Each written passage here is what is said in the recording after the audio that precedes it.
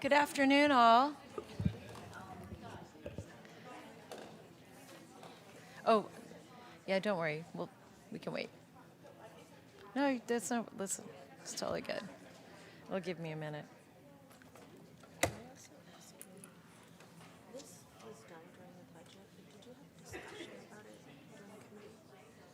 Moving the ombudsman, the services ombudsman Oh, office to county council versus county. you know what? I saw it, and I mean, Because this whatever is it when they did. transitioned to the budget. Actual office, where it says Oh, yeah, we should talk about that. Yeah. And that was item, yeah, 5, yeah.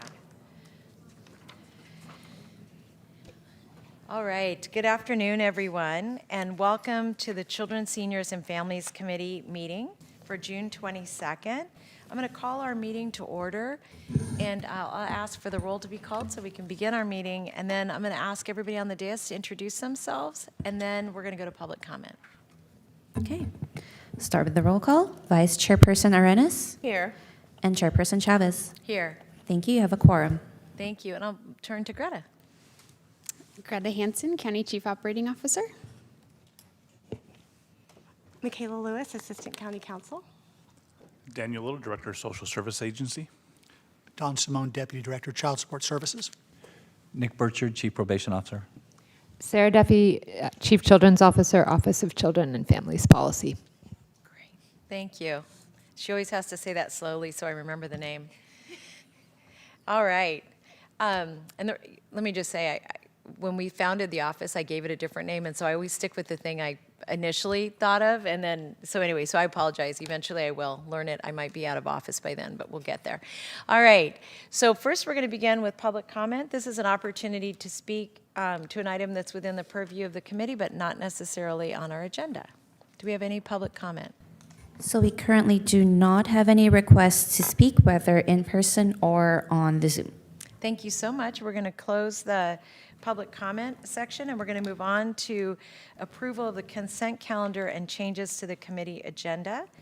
And so, Supervisor, may I ask if there are any things that you'd like to put on consent, and then I'll work on changes. Sure, thank you. I'd like to place 4, 7, 8, 9, and 14 on consent, if that works for you. Thank you. And so, item 4 is to receive the report for the annual work plan and budget for the Child Abuse Prevention Council and forward that to the board for approval. Item 7 is to receive the report from the Office of the County Executive relating to the Vietnamese American Service Center. Item 8 is to receive a report from the Office of the County Executive relating to the comprehensive assessment of educational institutions' compliance with state and federal laws regarding sex and gender-based harassment and violence. And then item 9 is receive a report from the Office of Employee Services and Technology related to collecting sexual orientation, gender identity, and expression work, which is referred to as SOGI. And then item 14 is our bi-monthly report from the Office of Supportive Housing relative to the hub. So if there are any, I'm fine putting those on consent. I'm going to make some comments on each of those items. I apologize, Chair, to interrupt you, but I'm hoping that, I'm sorry, I misspoke with number 4. I don't want to place that on consent. Oh, okay. I Then we'll leave apologize, that one everyone. off? Yes, if we could leave that one off. No problem. So, so if anybody would like to speak to items 8, I'm sorry, let me see if I did this right. Yeah, I'm sorry, 7, 8, 9, or 14. And then I have a recommendation for 2 items. So we currently don't have requests to speak for 7, 8, 9, and 14, either in person or on the Zoom. Okay, and then the others is, colleagues, I'm nervous that some of these items are going to take a bit of time, and I don't want to have people sit around and then me apologize to you, in 2 hours. So what I'd rather do is I'd like to take items 10 and 11, and this is to receive a report from Behavioral Health relating to school link services, and 11 to receive a report on the Welcoming Center. Oh, I'm sorry, I apologize. For item 12 and 13, and this is to receive the report on Valley Healthcare relating to the development of the Youth Center for Evaluation and Advocacy, and then the Joint Foster Youth Task Force work that we're doing on item 13.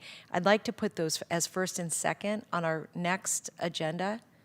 And instead, and that way, again, so we can dig into the good work you're already doing. And that would be the consent calendar. Do you need me to read that back? Was that confusing? I think I'm good. So just to make sure I have that, so that would be, we'll put item numbers 7, 8, 9, and 14, the consent calendar. Did you want to have 12 and 13 concurrent, or just I one want to after the have other? 12 and 13 deferred Okay. to the next, to Oh, the to the next beginning or meeting, next 12 meeting. and 13. Got it. Perfect. Okay. So with that, just give me one moment to get to my notes.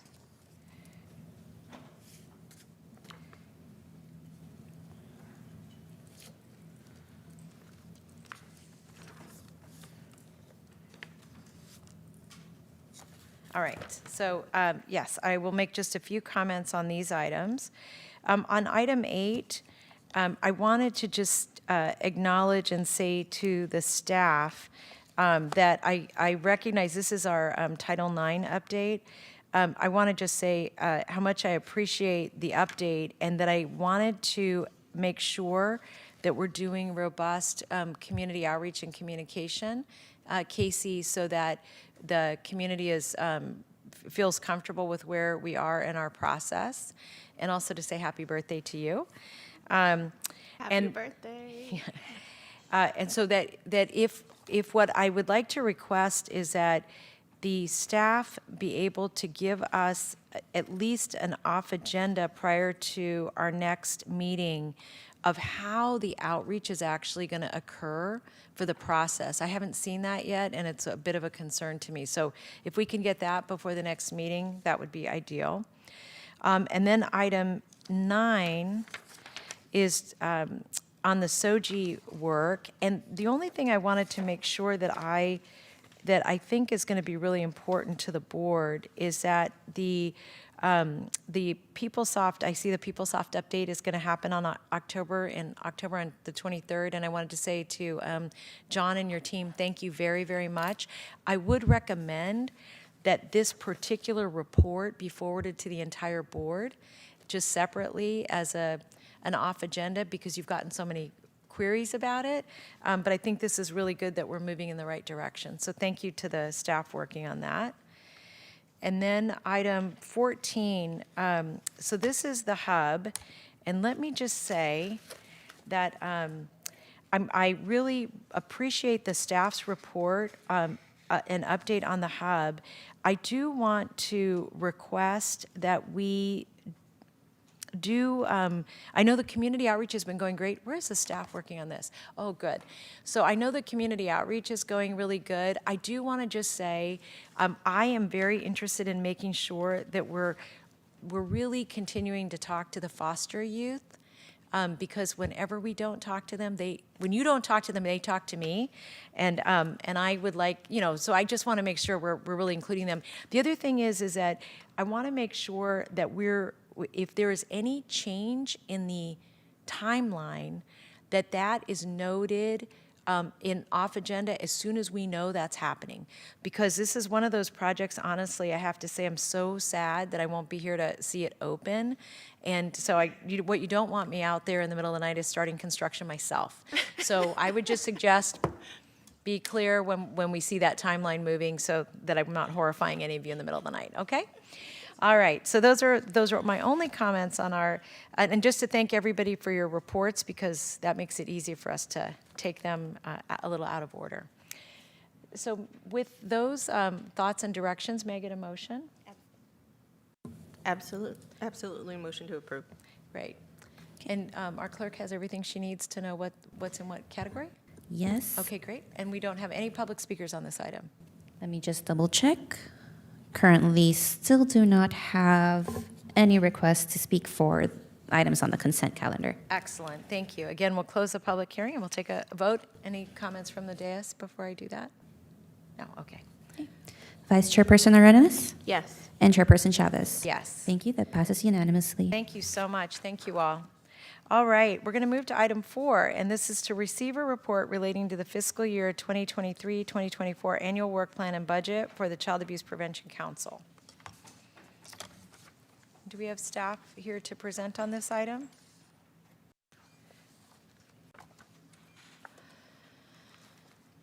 I don't see any.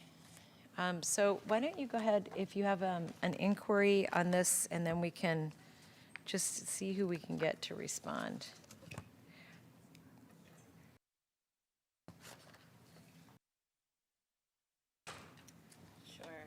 Thank you.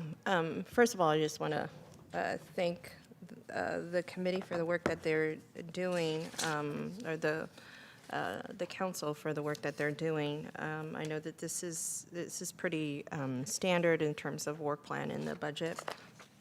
But I did have a question about how do we ensure that all the investments are equity centered, and in the allocations committee that support the evaluations panel to ensure that an equity lens is applied. And how will we know when that equity lens is applied and the outcomes to that? And so I'm looking for some metrics there. And I think one of the things that that concerns me, Chair, is that there's a lot of really good work that the Child Abuse Prevention Council does, but we don't really get to hear it. I mean, we get to see this work plan on an annual basis, but we don't have them come in and report. And I'd love to see if we could schedule, create a schedule of them having to come into this committee and share, so that they can integrate some of that work with us. Greta.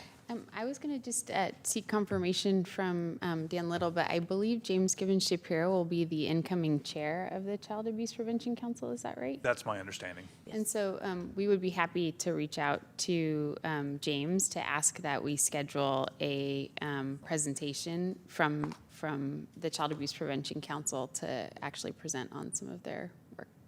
I think that would be great. And then may I recommend that if prior to putting this before the board, that we have, I know we have a chief, somebody who's leading our equity work. Who is that now? Ana Lilia Garcia?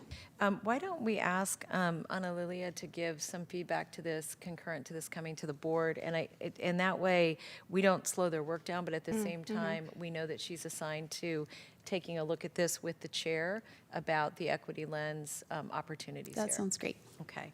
Is that comfortable for you? That works for me. And so I hear one presentation being scheduled to committee, but on an ongoing basis, can we, I don't know if we can decide now, or we can have an absolutely. offline conversation about. Yeah, and we can actually have that discussion with James about when the best time would be and all that, but we Yeah. can have him come to one of our next meetings. Yeah, and I'd love to see it on a quarterly basis is what would be my suggestion, and we can have that. Yeah, let's talk to James about it. I don't have any problem with them coming and presenting. I don't know about quarterly, just because I already just kicked 2 things off this agenda.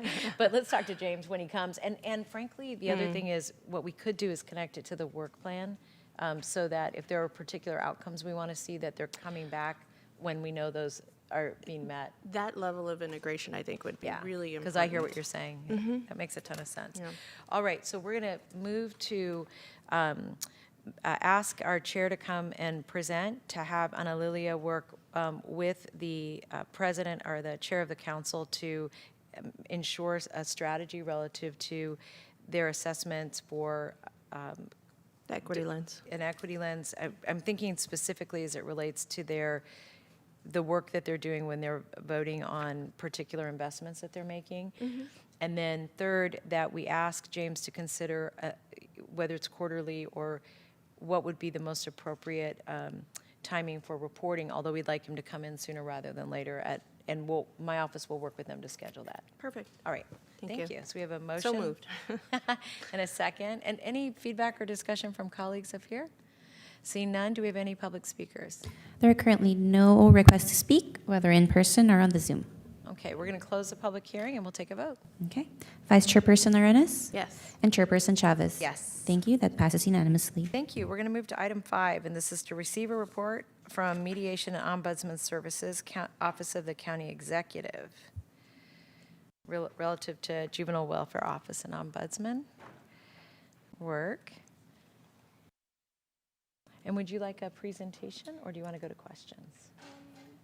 It would be great to have a little bit of a presentation. Great. Hello. Thank you. Welcome. So I want to introduce Darcy Cabral, who is a ombuds with our office, JWU. And this is Inez Zapiola, who is also an ombuds with our office. Both are senior mediators also. I'm Alan Kula. I'm the current program manager for OMOS. Excellent. Welcome. Next slide. I will need to share. Okay.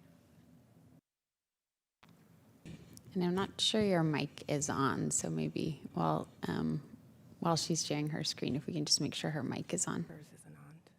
Can you press that button right there?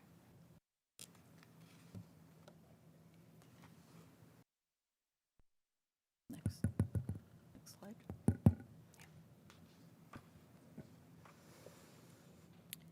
Perfect. Okay. So we've been introduced. Next slide.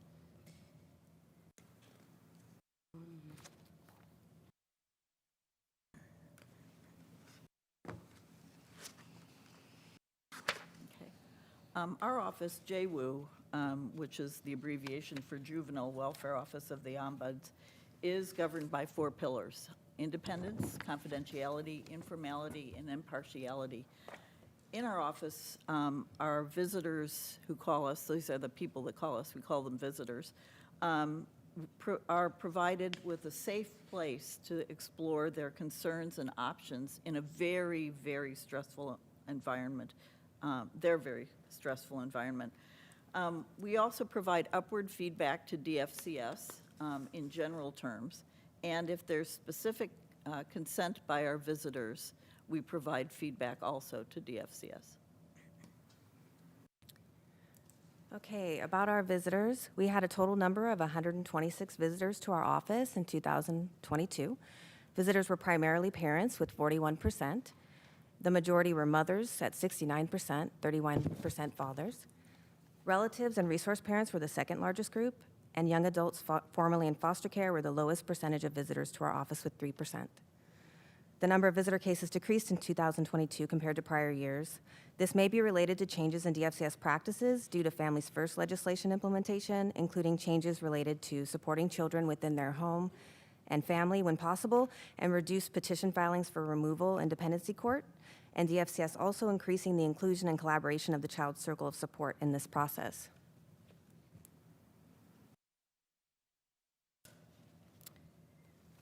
Why do people call us? This slide shows the reason why our visitors called our office. A third of callers are in the questions, information, and referrals category. These visitors generally have questions about either our county's child welfare system or had a child welfare case in other counties. Some need information on referrals to other county departments or community resources. Of the concern categories, communication was the largest number. The most common examples were feeling their concerns were not heard by the social work team, or they lacked a clear understanding of what was going on. It's important to note that this communication category has evolved in the last couple of years to include requests from the FCS clients and staff for communication skills coaching and facilitation support. The slide also highlights a trend that we identified for 2022. A significant component of our work is the identification of important trends and organizational concerns. As we work with visitors and categorize their concerns, we notice patterns and trends that emerge. In 2022, we identified a trend regarding system services and support gaps for parents, legal guardians, and resource parents when there is no dependency court oversight. We work collaboratively with DFCS, who has responded to our recommendations and is addressing possible gaps in the area of family engagement and continuum of care. And you can see detailed information about this trend in Appendix C of the JWU report. Okay, JWU Services. Our office offers an array of services on an individual basis, and also with visitor consent, we provide bridging services, which includes communicating with DFCS usually, and other individuals such as attorneys, caregivers, and other parents to assist in resolving questions or concerns. As part of our standard ombuds process during our first meeting with visitors, most visitors receive our core services including a restorative chat or consultation, system and process navigation, and option generation. Some also receive communication coaching. In some cases, visitors are redirected due to their needs being a better fit for services outside of the ombuds office. For bridging services, these services include shuttle communication, facilitated meetings, and mediation. Visitor to DFCS shuttle communication is our most used service with 23%, and restorative conferences and mediations are the second largest group with 22%. These mediations most commonly are parent-to-parent or family-to-caregiver mediations, and we also provided visitor to DFCS facilitated meetings in which the ombuds facilitates a meeting and conversation between the visitor and the DFCS social worker or the DFCS supervisor or manager.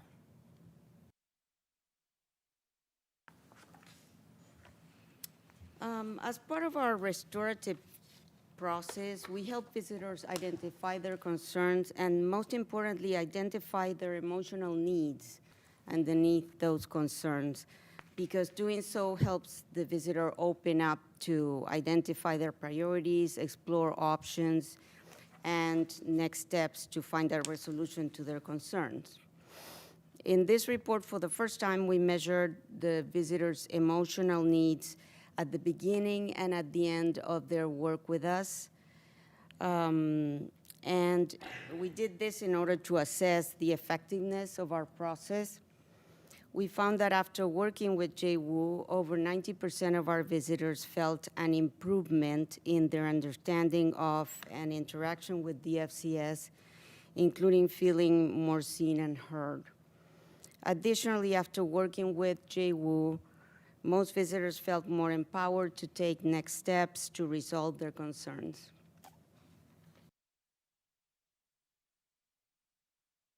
Okay, thank you, and are there any questions for us?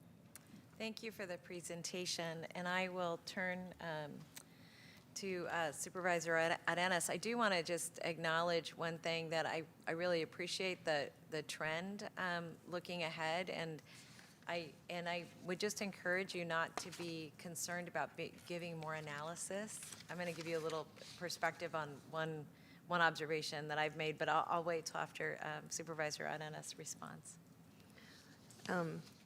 Well, now I'm holding my breath to hear that. Oh, no, go ahead. Yeah. Okay, so I'll start. I actually was very impressed with the best practices that you use. Not to say that you wouldn't have this level of professionalism in your office. It was just very restorative and very reflective listening.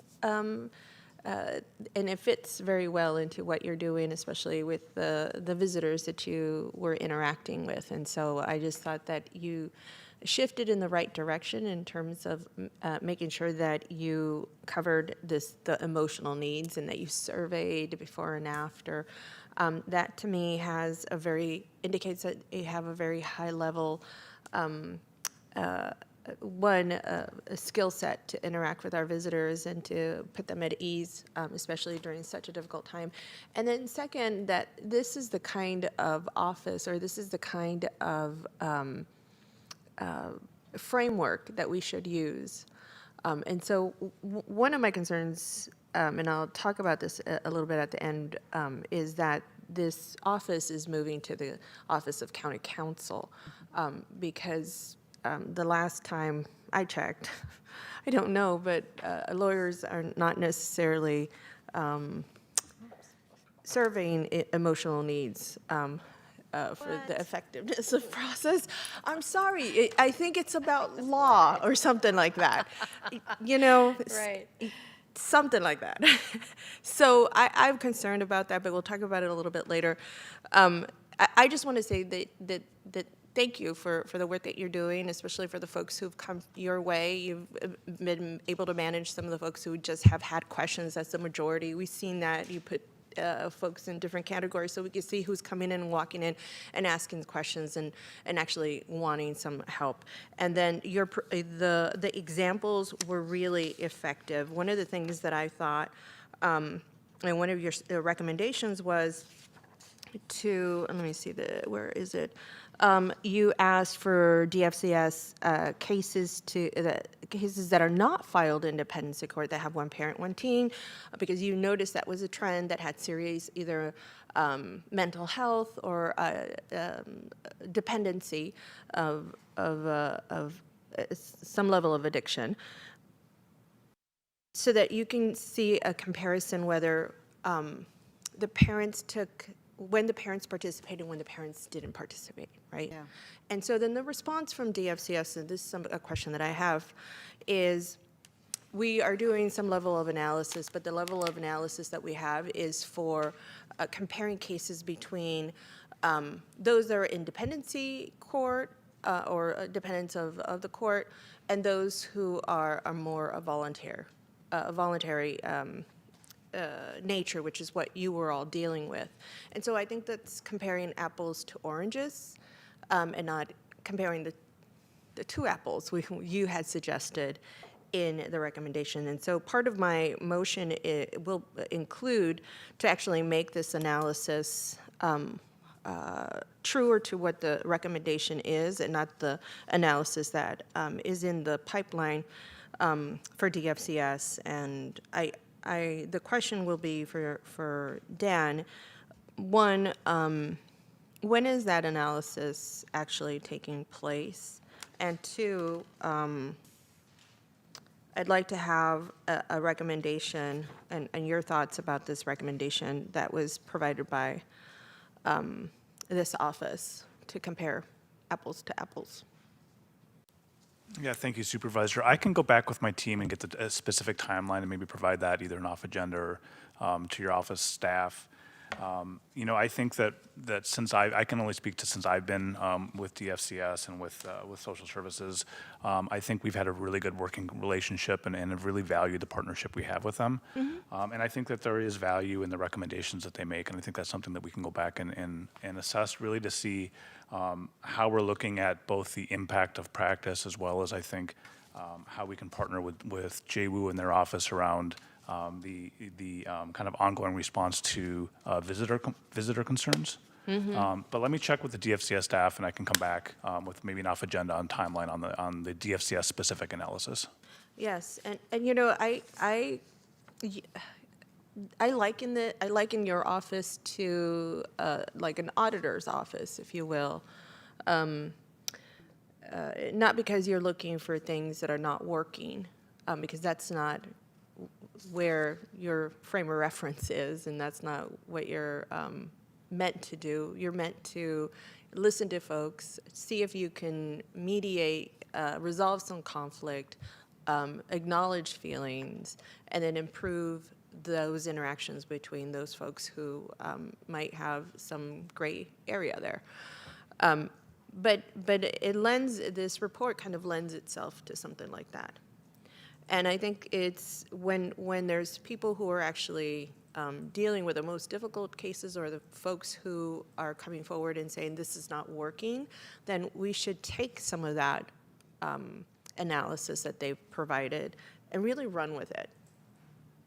Because these are folks who have voluntarily come in and said there's something going on. And now we're going to do an analysis as separate from that and try to figure out something very different. So that's one. The second thing is that the response of DFCS. I saw just a list of programs and pages of it. And what would have been helpful to me would have been if you had done a bit of a cross-reference with some of the examples that you used that were of the resources that we have available, to match them up with the system and service gaps that were identified and the examples that were utilized. And how would that, for example, a visitor came in, expressed concern about their ability to protect their school-age children from erratic and unpredictable behavior, children's bio mom who has addiction to alcohol. She's not accountable, not following through with her commitments, even though she agreed to participate. Obviously not participating. So from the list of resources that you have, what would have been helpful would have been, to that example, address these 3 top services would have been ideal. Call these 3 contacts. Let me do a warm handoff.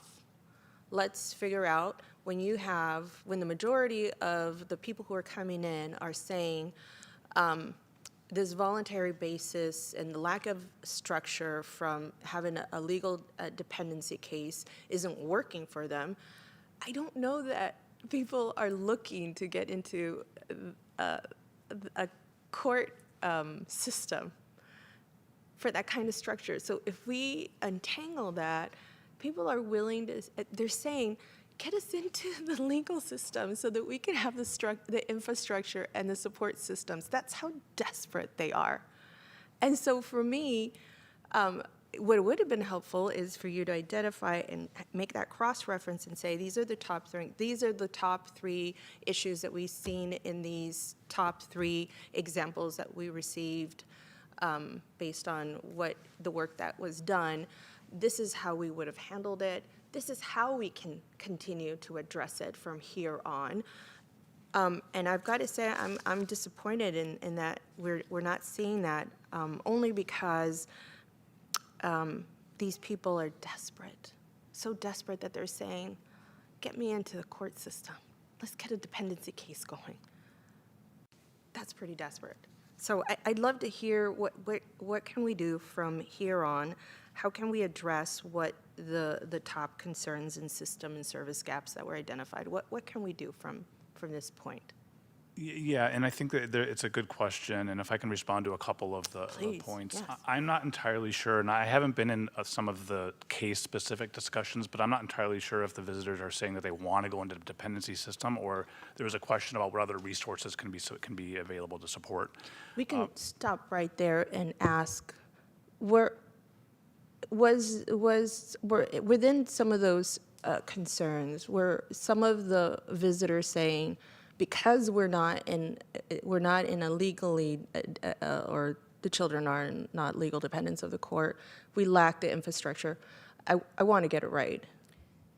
The ones that said that was the guardian who did not have the alcohol problem or, did not have the mental health challenge or the addiction. So the responsible, let's, between quotes, the responsible person in charge, caregiver, was the one wishing that there was a court case. Okay, thank you. I'm sorry to interrupt because I don't want to portray it differently if it was any different, but please continue. Right, no, and I think there is a point here, and I think this is why our coordination and partnership with JWU is so important, that we can get their stories. And I think on an individual basis, it's important for us to connect to say, for this family, what was that barrier? And I think we can bring that into a trend analysis. I think we would be able to provide kind of a general to say, if a family, for example, a hypothetical is presenting with these issues, these are possible solutions. But I just want to be very clear that each family is going to have a little bit of a little different needs and an assessment done. So the response for 2 families that may present the same could be totally different. So I think that's clear. And I think as part of the work I was going to talk about later on with our prevention continuum, we did do a pretty exhaustive kind of gap analysis and system analysis for the services. So that's something that we can provide too. So I think for your particular request, Supervisor, I think as part of the response on the timeline for the analysis, we can also include some examples of these are the types of services that are available, and potentially these are where we see gaps that we're going to be continuing to work on. I'd love to see what the recommendations are to fix the gaps. So let me be clear. I still want you to do an apples-to-apple recommendation. So the recommendation that was provided by the Ombuds office is to make a comparison between two apples. So families that were not in dependency court, that were on volunteer basis, one that was willing, one that wasn't. I mean, you can see the specifics in the JWU recommendations yourself.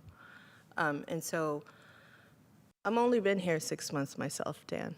So I get how new we both are to the system. I myself trying to understand it. And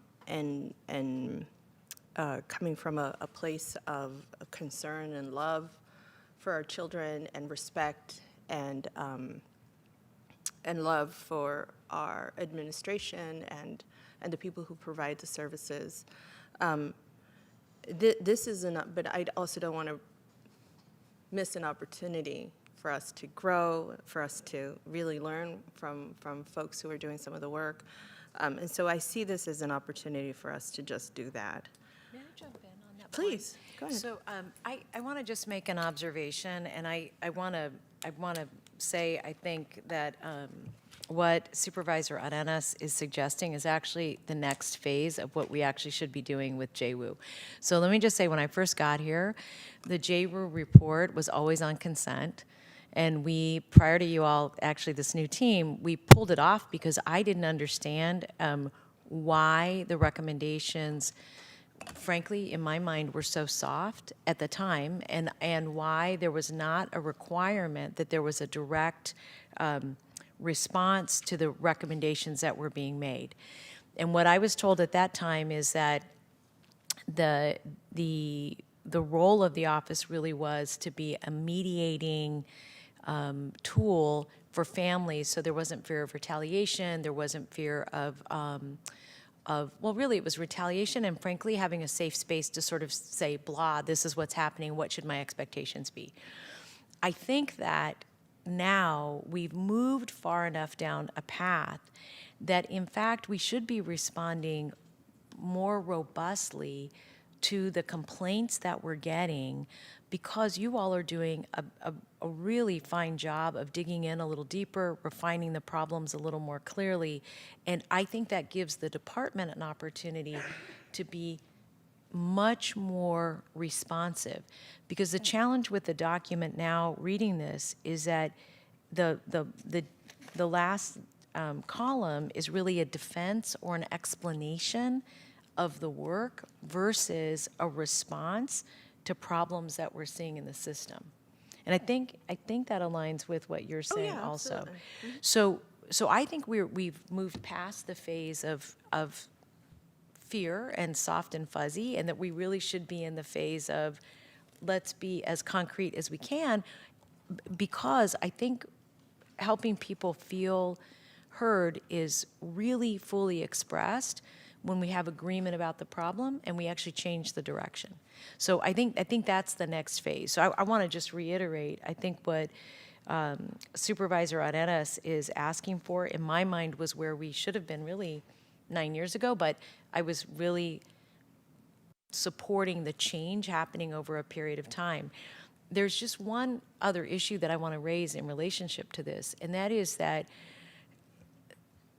your predecessors expressed a concern of being too critical to the agency and therefore not getting both parties to be willing to come together to try to solve more immediate problems. And I think that's a fair point, but what I just want to recommend is that this really then is a two-path opportunity. Path A is solving the immediate problem that is before you and doing that in a thoughtful and robust way. And path B has to be the analytical components that are higher and much more responsive as as an audit, actually, like really using the framework of an audit, because the framework of an audit isn't intended to be poke you in the eye hostile. It is intended to understand the programs deeply enough to then make recommendations that are clear, concrete, and that the agency can respond to. So back to another point that Supervisor Arenas raised about moving JWU into county council. Is that done already? Mm-hmm. And why was that done? I genuinely don't know the answer to that. So as part of the budget process, the entire Office of Ombud Services, of which JWU is a part, was moved into County Council.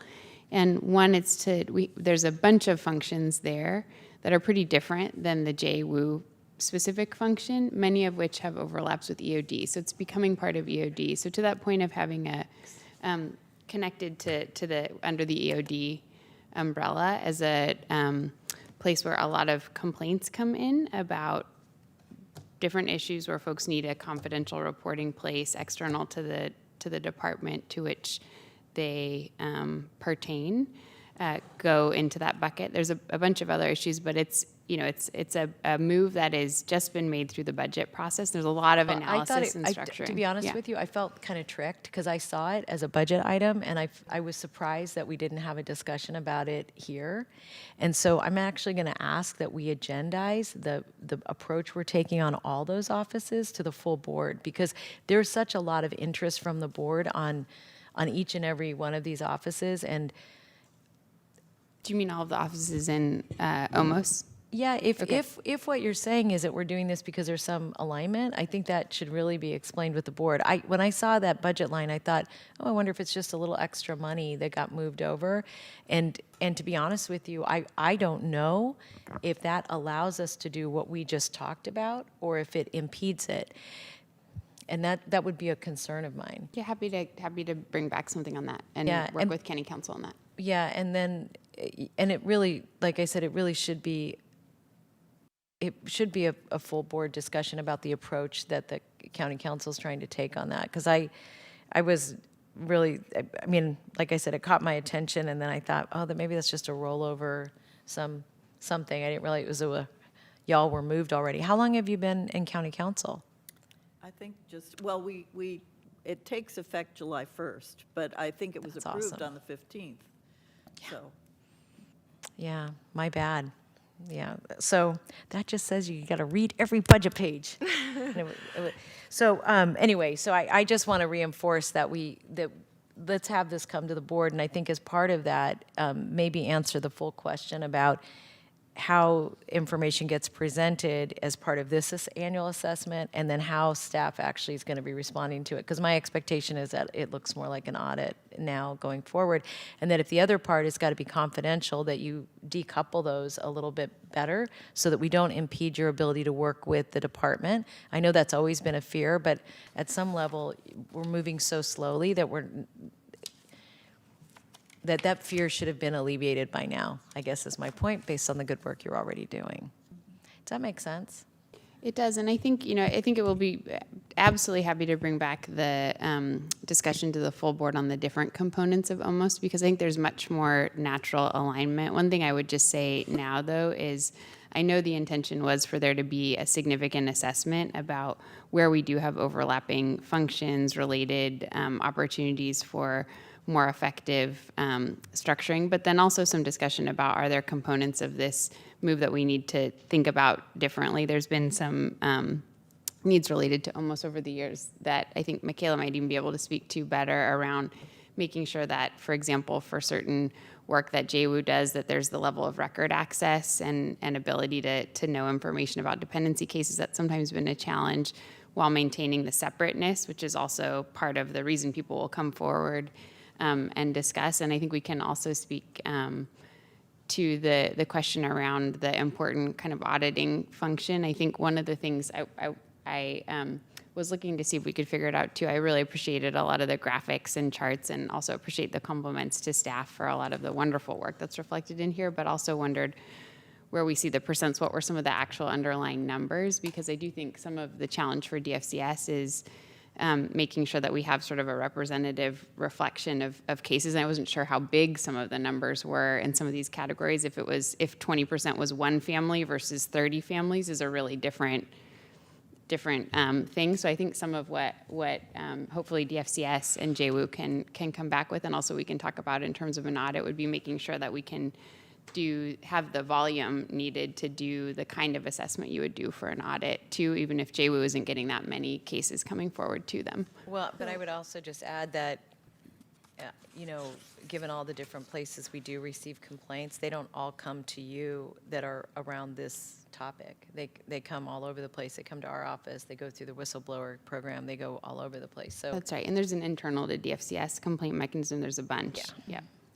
So we provide informal feedback as part of our organizational ombuds role to DFCS. It's not, we don't do formal audits. We've never done formal audits. yeah, It's I an understand that. And what I'm saying is that if we're going to be producing reports like this that really call out where we need to make change, which is what we rely on you to do, I want to make sure that the agency is responding as if it was an audit.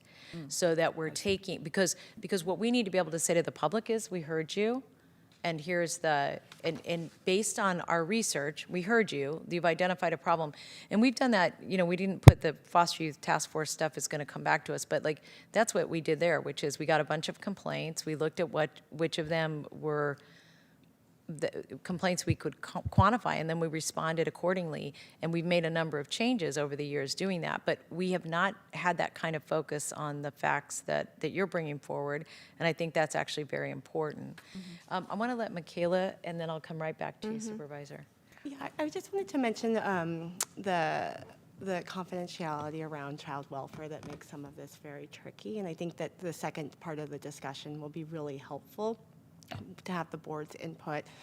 The framework is very strict. It lists out who can access child welfare files.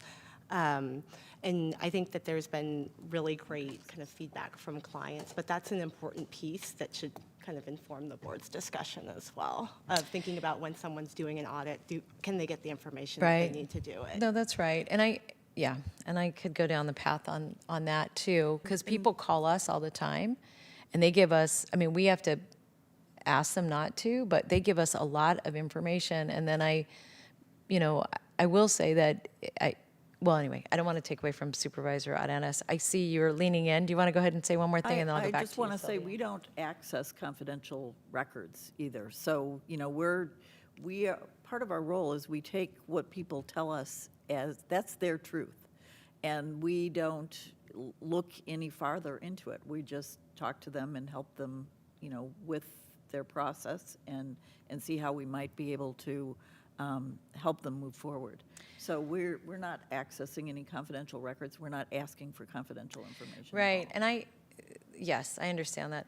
I want to make sure that Sylvia gets a chance to weigh in on all these, because this is a first time I think she's gotten a chance to see the report. And then I'll jump back in. Sorry about that, Sure. Sylvia. No. I think it's wonderful. Sometimes it does feel awkward.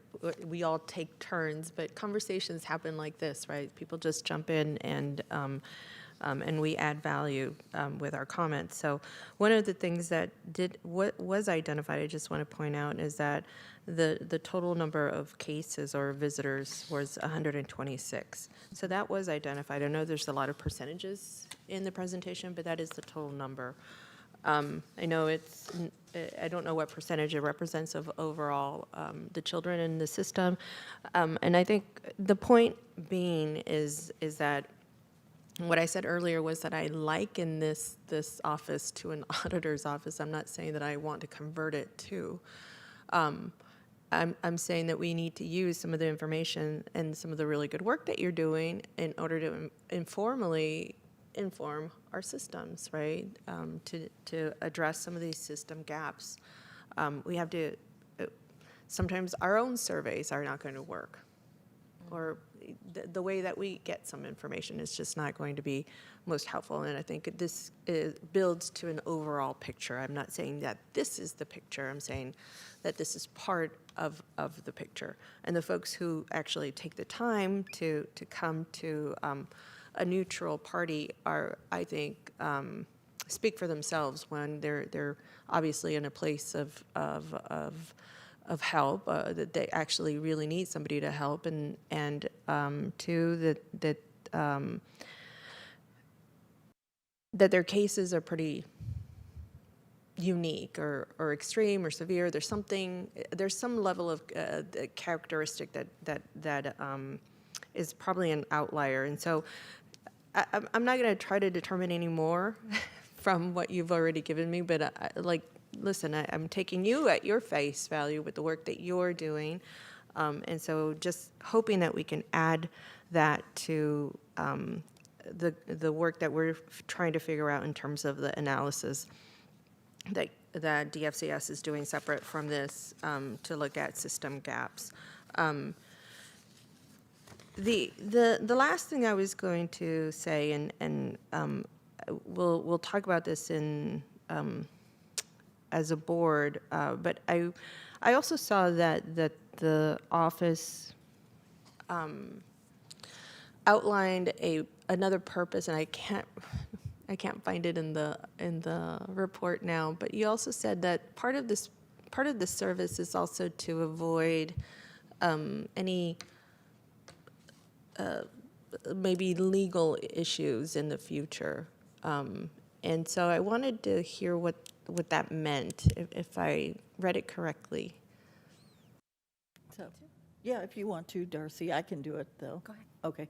So the point in our report was that if we're able to help people navigate the system and find their way dealing with DFCS better from their standpoint and stuff, it may prevent them from other options, other legal options or something. And so that was the point. It wasn't that, we are providing legal advice to people or anything No, like I didn't that. take it as Right. that. I just thought maybe this is one way to prevent maybe some future lawsuits or legal complaints or whatever of that nature. That's another reason why I'm concerned that this would go to county council. Because, once you start trying to protect an agency from lawsuits or legal claims, or then I think it changes the function of an office. We already have a county council.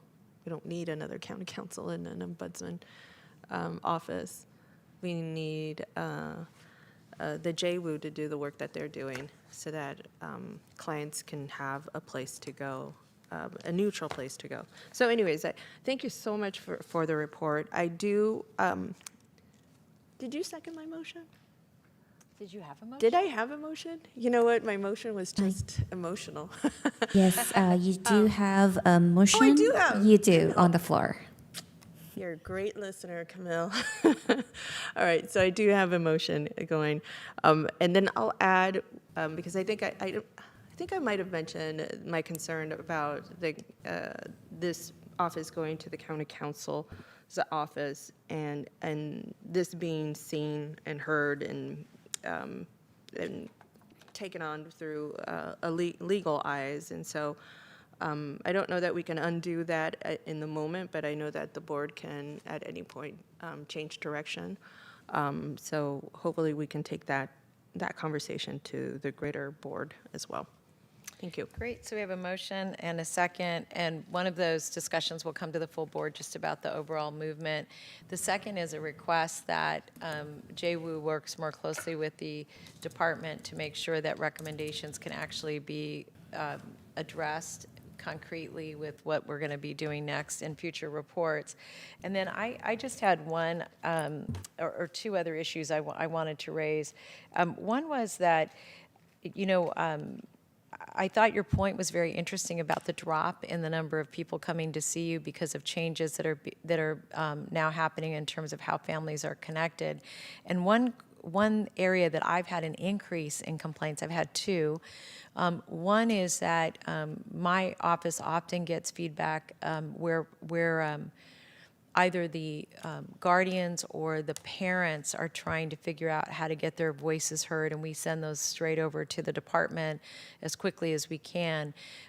often their consternation is around feeling like if they speak up, there will be some retaliation against them from somebody on staff. It's not just a social worker, but it could be, or it could be there a perception about the role, Dan, that you play. So I was surprised that that doesn't come up more, and I wondered if there. So one, I wondered, is that in a category here that maybe I would have seen in your report? I'll answer something. Does retaliation come up, Darcy, as an issue?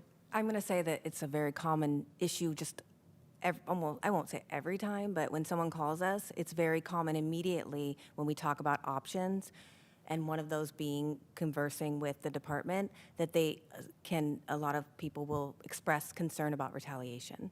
So and their process of deciding what they're going to do, but I don't know that we've categorized that. So I just want to say that we should, because to go back to how people perceive the institution, that's something that by doing that, it'll measure how effective we are in the future in terms of changes that happen in the department. So I just want to lift that up, that I think I hear that from almost everybody who calls me. By the way, that includes people who work in the department who are concerned about raising issues, right? So I just think that's a real thing, and I wanted to name it. And I do think it should be called out in terms of when we're talking about barriers, that's actually a very real barrier to somebody trying to get a problem solved. Did you want to weigh in on that? I saw you lean. Oh, I was just going to say, no, I agree with that. And I think it makes intuitive sense that if you're a family in the dependency process and you have a concern and you want to raise that about your interaction with your social worker, I think all of us would feel concerned about retaliation. So I think that really makes sense. And I just wanted to say, I think I definitely think the suggestion to track it is a good one. And in what we bring back for the further discussion about where the office is located, I think just to express agreement with the point that I heard from Supervisor Arenas, I think it's also built into your comment, Supervisor Chavez, that there's value in having a specific external to DFCS place for people to go and raise concerns about their interaction, because all of us, I think, who are parents, the relationship and connection to your child is the most sacred thing. And so to feel like there is a place where people can go to raise concerns if they feel like, whether it's underreaction to what might be concerns about the other parent or overreaction to concerns about them. So I think it will be helpful. And I just wanted to say, in terms of coming back with the item to the full board to discuss location of the office, we can also specifically address the need for separation between various functions to ensure that people do have a place that's not the department about which they may have a concern to raise concerns, in addition to also thinking about how we make sure there's value in the multiple channels, whether it's JWU plus the whistleblower program. We have multiple places in the county organization where we invite people to raise complaints they may not feel comfortable bringing to what might be the entity about whom they're complaining, and also making sure that we have really good robust information in one place about other places if they're not satisfied. And we do get people who make complaints through multiple channels, as you mentioned, but that can be part of what we bring back to. And part of the other thing I wanted to say about being restorative, and I just want to say this to all of you, is that I think sometimes we conflate restorative practices with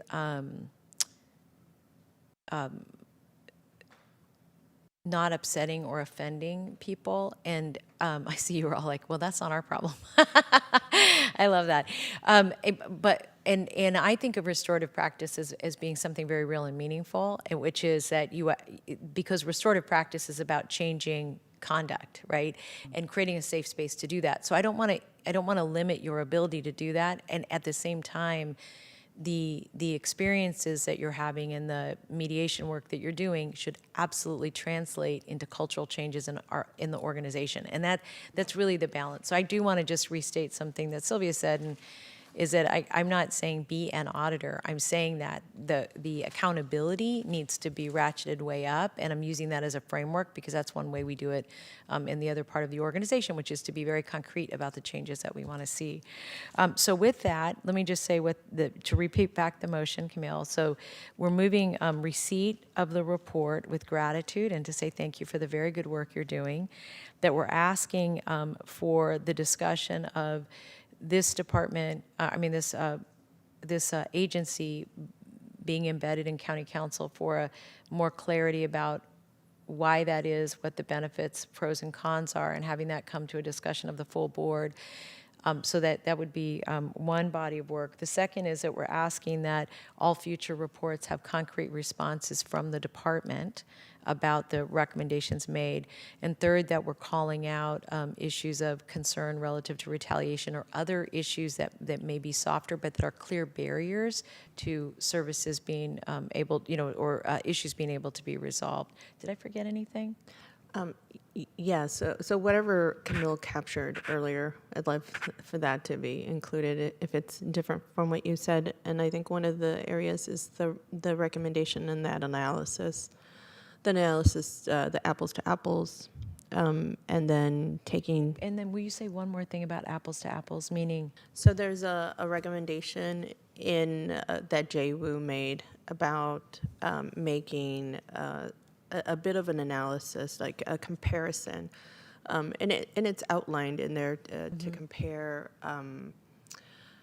some of the typical cases that you would have seen that either had a parent who was compliant and a parent who wasn't compliant, and what DFCS response was, we're already having an analysis of this type, but the analysis is between cases in dependency court and then voluntary Oh, you mean cases. understanding the So have an analysis between volunteer cases, And- not. Oh, Maybe. got it. They're already doing that. Got it. Separate. I see what you're saying. So But it- what they recommended was the cases that are voluntary that they've seen, and with some different conditions included. So you into want to that. make sure that the analysis that's embedded in here on particular issues. The recommendation is that they That take they that align- on. That got they it. actually do it. Got it. Yeah. Does that make sense, Dan? You have that? Yeah, it does. Okay, Thank you. perfect. Thank you. Was that Yeah. all? I think so. Okay, good. Whatever I just Camille wanted to has. make sure. Sometimes I repeat them back just because you all won't be mad at me later. Okay, good. So we have a motion and a second. And any public speakers on this item? We currently do not have any requests to speak, whether in person or virtually. Thank you, Camille. We're going to close the public hearing and we're going to take a vote. Okay. Vice Chairperson Arenas Yes. and Chairperson Chavez. Yes. Thank you. That passes unanimously. Excellent. Thank you. Thank you all very much. So we're going to move on to item 6, and this is to receive a report from the Office of Disability Affairs, from the Office of the County Exec relating to the update of the development of a community outreach plan with stakeholder engagement strategies.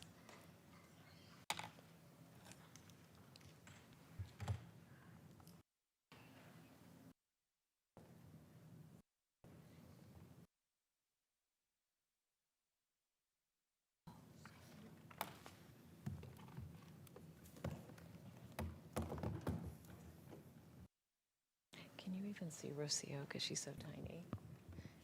Good afternoon, Chairperson Chavez and Vice Chair Arenas. Rocio Luna, Deputy County Executive. With me today is Maribel Martinez from the Division of Equity and Social Justice. And in the absence of an actual manager of this office, she has been leading the charge here, so I'm going to hand it over to her to give you an overview of today's report. Great, thank you. Good afternoon. Today's report is a quick update, sharing with you our thinking, our resources that are informing our decision-making, and a rough draft of our outreach plan that details the different stakeholders and the means of engagement for us to receive input and also begin to create a safety net for responses and expand our understanding of the needs of disabilities communities locally. With that, we are open to questions and happy to go deeper into any of the analysis. Okay, I'm going to first see if there are any public speakers on the item, and then I'll come back to us for discussion. So we currently have 4 total requests to speak, 2 in person and 2 virtually. Great. Okay. We'll start with in-person, and then we'll go to virtual. Okay. Thank you. So our first speaker is Michelle Mashburn. You, hello, Michelle? Okay.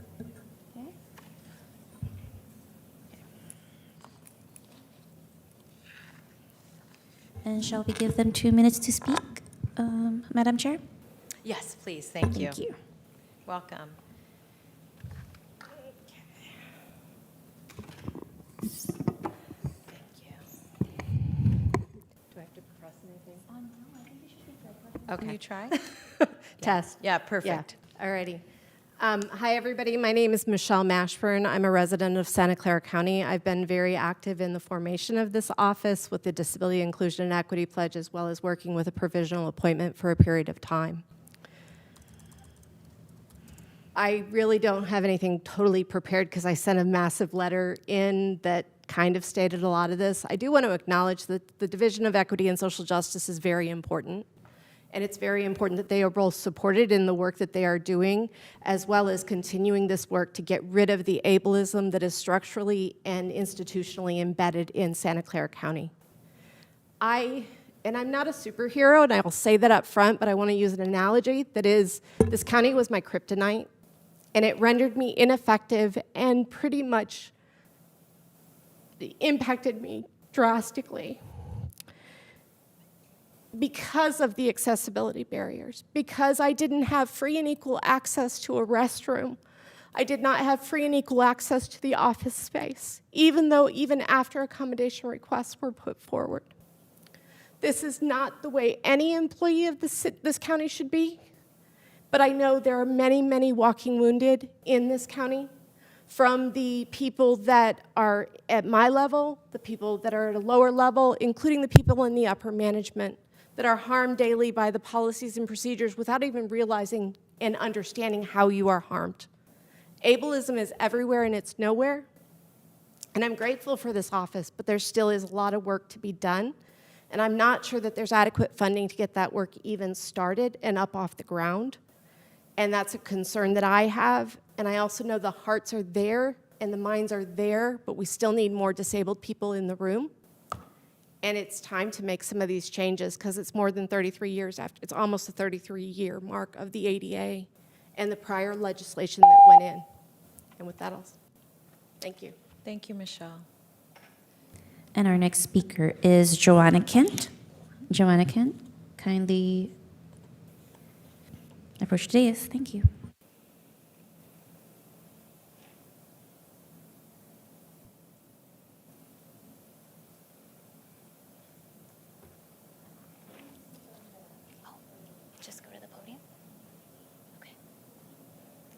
Hi, thank you. My name is Joanna Kent. I am a mother of a severely disabled child with a rare disease.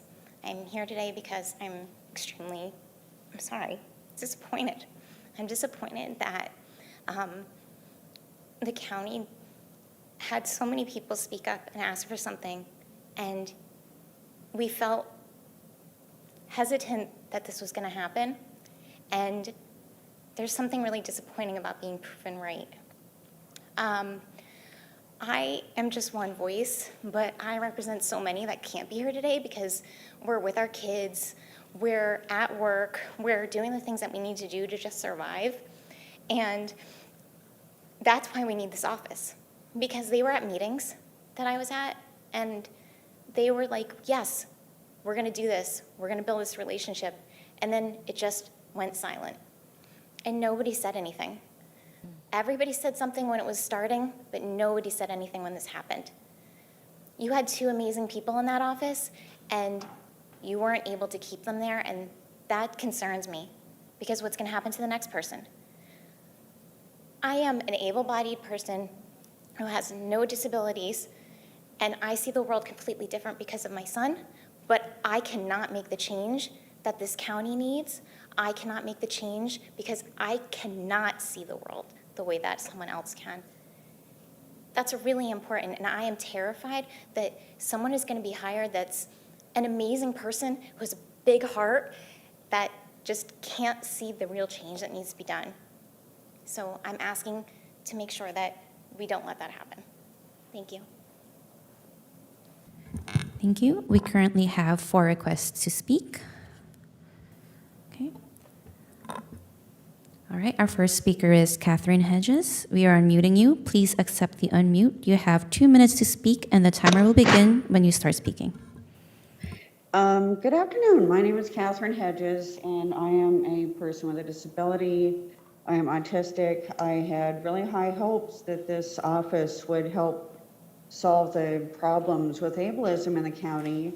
And I am just furious to find out that we've lost all the staff in the office and that they can't even provide full access to the director, assistant director, whatever their job titles are in the Disability Affairs Office. I mean, what is going on? I mean, it makes me wonder if this office was just supposed to be some kind of figurehead to make it look like something was happening. And I agree with Joanna that if you can't keep your disabled staff because of access issues, you're probably going to end up with a non-disabled person who, cares about the issues but doesn't have the right perspective. And I've already run into problems with their counterpart elsewhere in the county who is just a non-disabled parent of a disabled child and said wildly inappropriate things to me based on a whole bunch of stereotypes about my disability when I approached the office for help. And that shouldn't be happening, and that's what's going to happen in the county if you can't even make your office accessible for your Office of Disability Affairs staff. So please, clean up your own house, make all these things right. And also I heard that the application period was only 2 weeks for the new staff. That's not appropriate. And I don't even know if you're publicizing the right areas for disabled people to apply. Please fix these problems. Thank you. Our next speaker is Sandra Asher. We are unmuting you. Please accept the unmute. The timer will begin when you begin speaking. Hi, good afternoon. My name is Sandra Asher. I'm a county resident. I have a physical disability, and I'm the parent of a disabled child. Also a board member of Parents Helping Parents, our local disability parent training and information center. I have grave concerns around how this office has been received in its initial iteration. I'd like to uplift what the previous speakers have said, and I think we do need to start with ensuring that our Office of Disability Services and Affairs is led by people with disabilities, and that the access needs that everyone who is able-bodied takes for granted becomes the de facto expectation that all our residents and employees can expect in their work environment. We also need to have the disabled voices and disabled people leading this effort to truly understand the needs and issues in the county, and then the funding behind it to make those needed systemic changes a reality. Again, just a huge disappointment from the disability community and how this is moving forward, and ask you, we know you have kind hearts, and we know you're putting your heart in the right place and you're wanting to do the right thing, but we need to look at how it's being executed and improve in those areas. Thank you. Our next speaker is Molly McLeod. You have 2 minutes to speak, and we are unmuting you. Please accept the unmute, and a timer will begin when you begin speaking. My name is Molly McLeod. I'm a resident of Santa Clara County, and I was the program manager too, and resigned. And I knew that I had submitted my resignation before doing the presentation about the Office of Disability Affairs. And I am, I don't know, I'm still processing it. I'm so grateful for the Timpani Center and the therapeutic pool that I go to with my sister. I have shown up to this board meeting and to the city of San Jose's where they did the Disability Equity Pledge, and that's it. So trying to do more than I could and finding out the depth of unpreparedness of the county organization overall affected me more profoundly than I would have thought.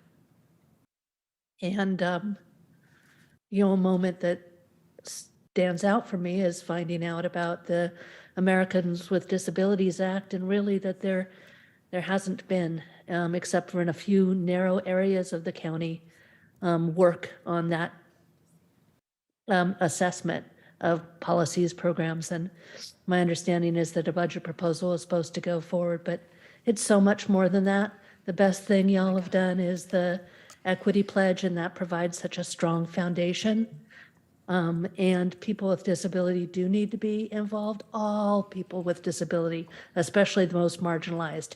And if somebody who's like me masks at the level that I did in the job, that says a lot. And I look forward to when I can re-engage. Our next speaker is Kavita Alai. We are unmuting you. Please accept the unmute. You have 2 minutes to speak. The timer will begin when you begin speaking. Hi, good afternoon. My name is Kavita Sridhar. I'm actually an ally of the neurodiverse community, and I'm part of an organization called Pragna, and also part of the Parents for Change, who are working towards supporting those who are developmentally different in this county. I'm also a county resident and parent of a neurodiverse young lady. I was really excited about the fact that there is this initiative for the Office of Disability Affairs, and extremely disappointed to learn that that the staffing has been impacted at this particular office. I just wanted to share as an ally and as a parent how individuals who are neurodiverse and people who have disabilities in this county need a concrete action plan, and need an area where they can go to be able to bring together the different systems of support. Right now, all the systems of support are so divided and fragmented that we hoped that this Office of Disability Affairs would be one place where they can go to be able to secure the information that they need, and also guide them and help them navigate supports. However, the fact that there has really been no concrete action plan, and the fact that there's been no actionable outcome, is a little disappointing, and only accounts for more tokenism in terms of disability equity. So I would really urge you to please consider this and ensure that something is done about it, and we have some action taken to support the most vulnerable amongst all of us. Thank you. And that concludes our speakers. Thank you, Camille. I want to see first if the staff wants to respond to what we just heard. And Dr. Luna, I'm sort of looking at you. First, I want to acknowledge all the speakers today. I think they make incredibly valid points, and we recognize the incredible challenge in front of us. This is multifaceted. It's a systems change approach. It'll take some time. We're listening. We have a lot of work to do, and we recognize that we're falling short, but we are incredibly committed to making progress. We have done quite a bit of work, but recognize again that we have a lot of work to do. The outreach plan in front of you today is definitely conceptual. We're working multiple different facets, including working to ensure that we can get our advisory board up and running by the end of the summer and early fall. At that point, we should actually develop a work plan in terms of how we prioritize which components go first in this office. We did, if you recall, do a county-wide assessment where we were able to identify high priorities for a cross-sector of the disabilities community. As you know, the disabilities community is not a monolith. There are multiple varying different perspectives and different needs. And so it is sort of not a one-size-fits-all approach, and we want to recognize that and value that as we move this incredibly important work forward. but know that it will take us time, but we are all very committed to this work. So I just want to acknowledge a number of you, Michelle and Molly in particular, for being part of launching this initiative. And I just want to respond to one issue that was raised, and that is, was this office intended to be a figurehead and, you know, something that was just meant to placate people kind of on a high level? And it really was not. And I will remind everyone, because I think it's going to be important for the staff to remember this as well, but also the community, that during COVID, we had a lot of really good feedback from the disabled community and allies around the work. Hey, Kathy, you can bring that up. Thanks.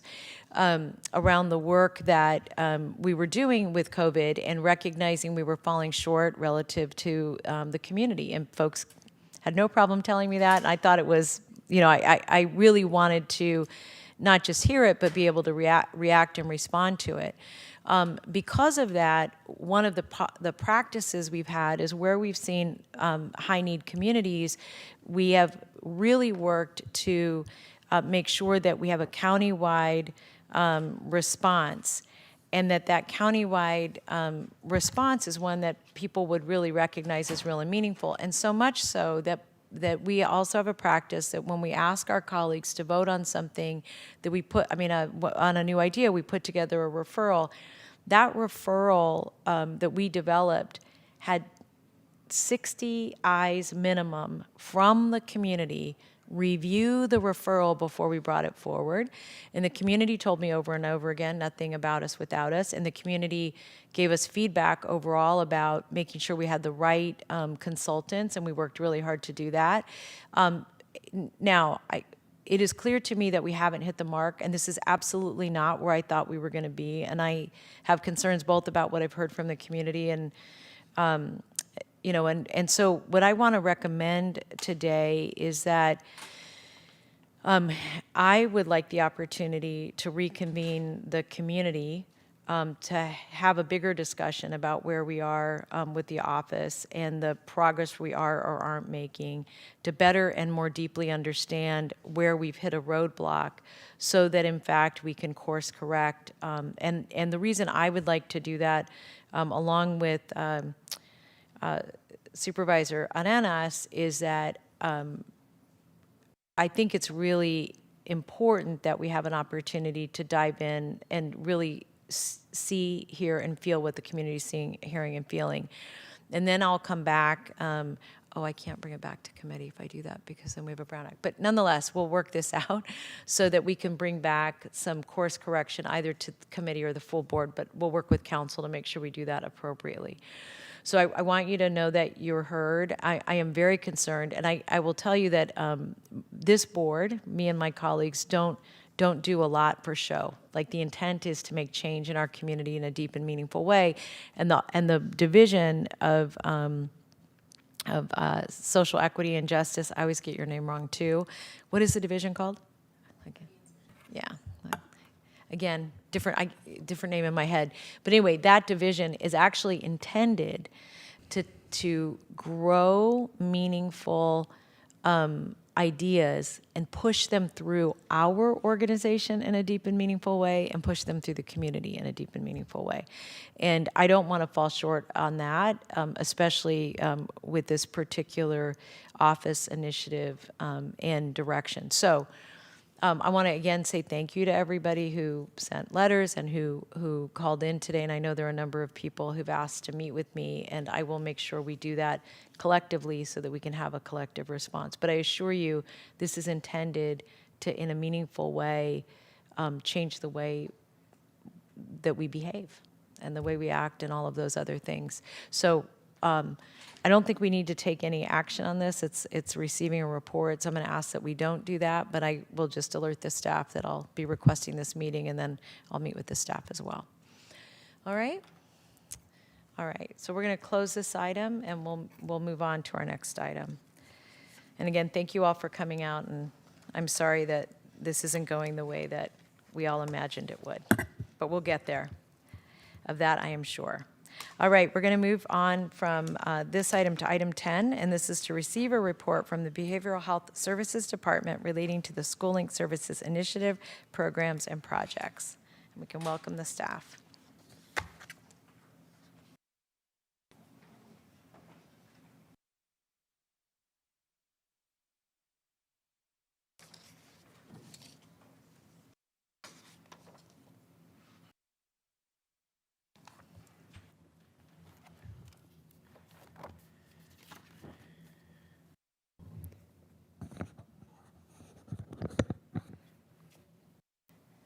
Welcome.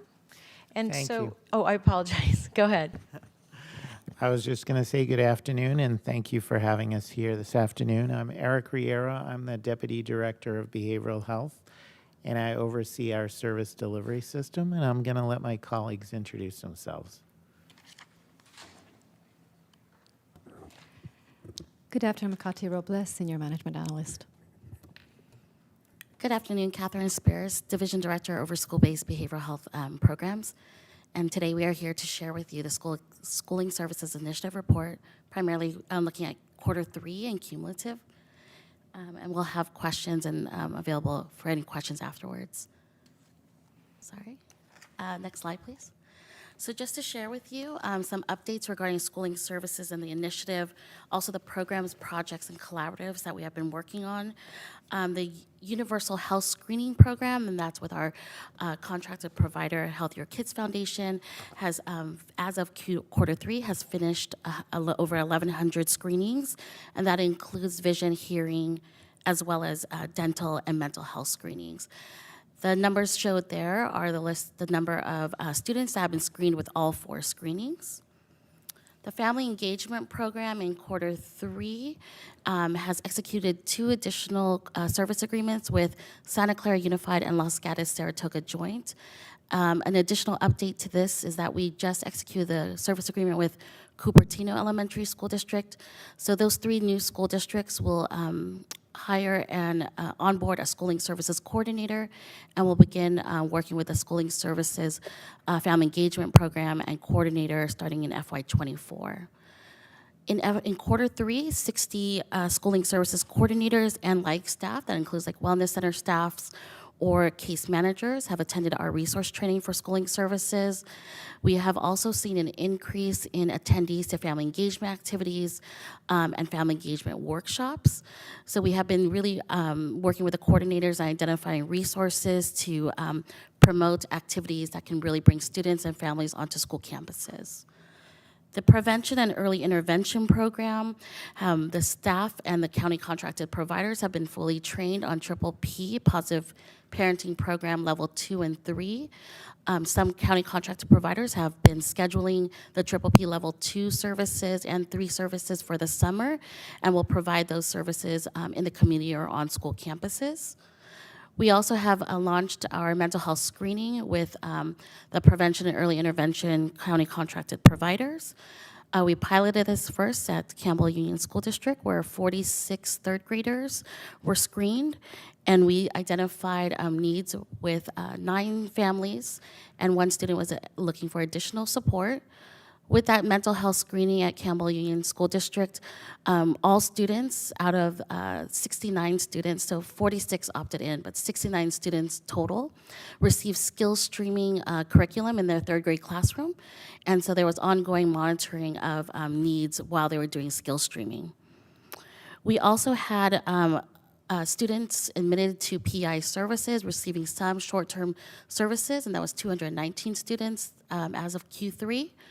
And then we have done data collection and regarding the outreach support that has been done and has reached out to over 7,000 students and families. Additionally, out of the 69 students that receive skill streaming curriculum, we are also offering and planning for parenting workshops during the summer, as well as ongoing support when they return back to school. The school-based behavioral health program, this is our outpatient level of service. We have met with all the county contracted providers and are ready to implement the schooling services continuum of care to serve intensive support with students who may be needing more intense needs or have more intense needs. This program and this extension will start in FY24, so next week, and we will look at how we can support students in continuing their care with the same team of supports that they receive. The program has admitted 140 students as of Q3 and will continue to provide services in the summer. Next slide, please. Sorry.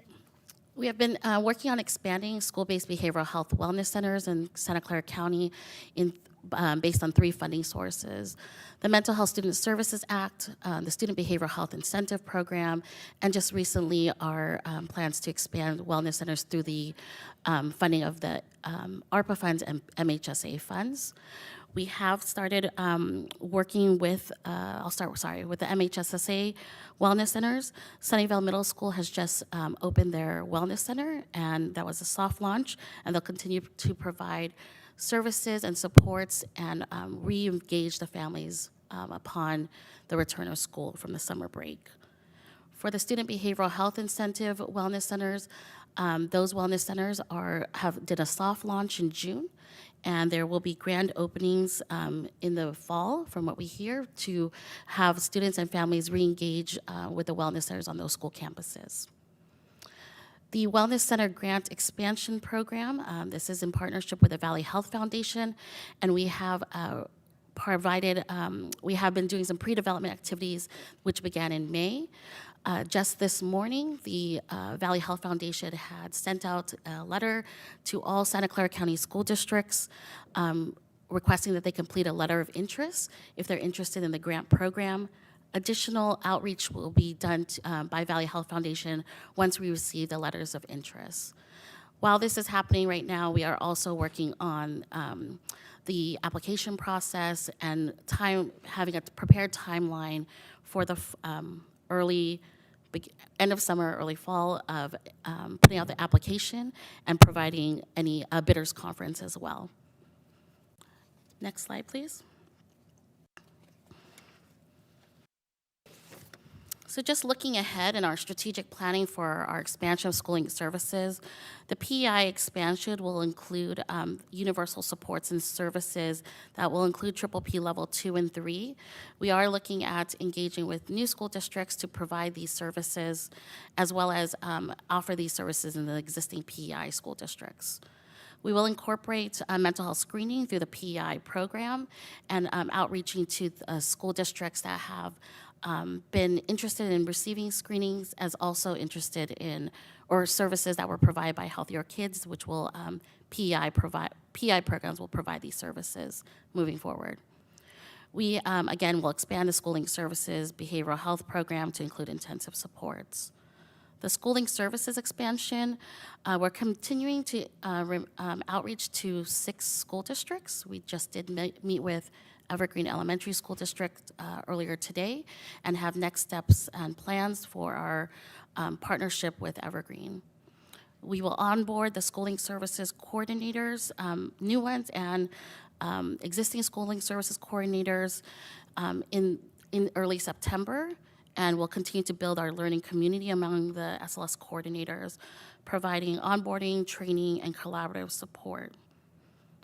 We are looking at extending the PEI program to new and existing schools. We will look at extending the PEI universal supports and strategies to new school districts and extend the schooling services programming to new school districts that have been identified per the high-risk zip code mapping that we had recently done. We have identified 3 new zip codes in San Jose Unified Area, Oak Grove Elementary, and Santa Clara Unified. So we have services at San Jose and Oak Grove, and as the SLS coordinator at Santa Clara Unified is onboarded, we will provide support and look to expand our services there. The wellness centers, as just previously shared, we have been doing the pre-development work with the Valley Health Foundation. We have also done some publication around or informing the public about this grant opportunity. And like shared, the Valley Health Foundation did provide a letter out to the public today. We provided material to the Youth Task Force in the end of May, hoping to meet with them in June. We were not able to meet with them, but we just recently received feedback and will incorporate the feedback as part of our operational planning. And that concludes the presentation. We're happy to answer any questions that you may have. Thank you so much. Let me first see if there are any speakers from the public. We currently have 2 requests to speak, one in person and one virtually. Great. Okay. Our next speaker is John Sweeney.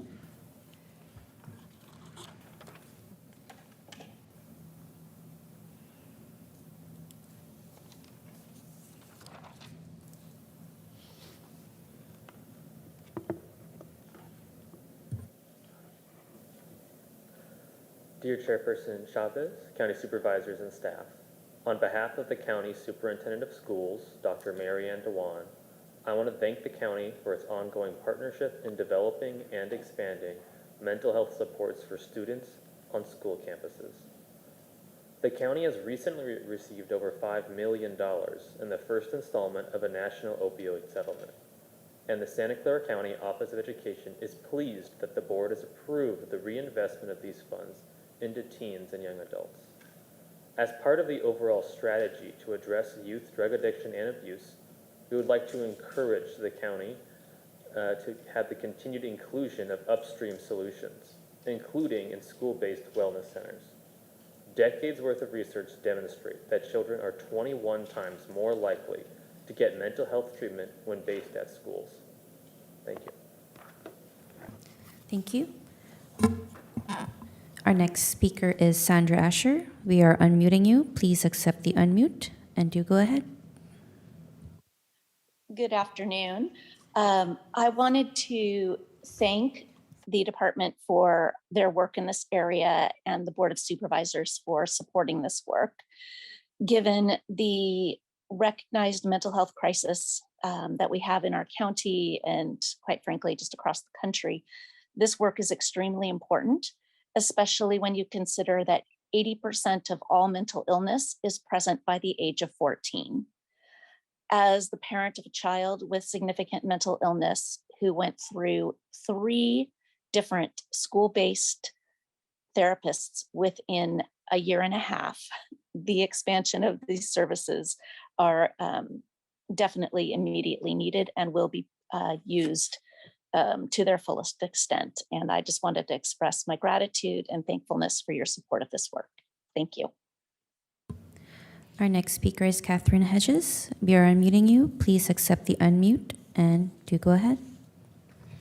Good afternoon. I'd like to amplify what Sandra just said, and also I hope that they are, your department is working on correctly identifying autistic students, especially those in lower income communities and communities of color, because they've historically been underdiagnosed and simply assumed to have behavior problems.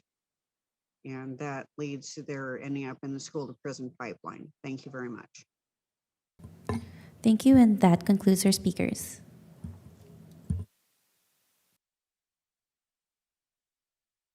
Thank you. And I would like to say to Mr. Sweeney, I would love any research that you have. I've been really curious about how we structure the wellness centers and how frankly, how we quantify that long term is, I think, going to be really critical in terms of their value add. So I'd be interested in understanding better the connection between having services on campus versus off campus. And one of the reasons for that is that there's still such a high level of shame. I think that's true for drug, alcohol, mental health. And to me, the last place I would have thought of getting services was at school. If I was, feeling, when you're young, you're worried about what everybody thinks about you. As you get older, that tends to go away. I'm evidence. So in any case, I'd be really interested in that. So did you have any comments or questions on this report? I did. Yeah, I will turn right over to you, Celia. Thank you. So, the, you know, when I was in high school, my best friend lost her mom while her mom was in Vietnam. It was Mother's Day of all days. And we were juniors at that time. And that triggered for her schizophrenia. This is what her mom had gone through. This is what my friend went through. And I saw my friend transformed into somebody completely different than what I known her to be. Now, I think that when there's resources that can help support you with some of the things that life just throws your way, there's opportunities for you to mitigate some of the risks, some of the challenges, just some of the outcomes that happen. And I see this as an opportunity to actually do that on campus in a way that other programs can't. And so it was really wonderful to see the new additions. I think it was Santa Clara and, was it Campbell? Los Gatos, Saratoga Joint, and Cupertino. I love seeing that there was some new additions there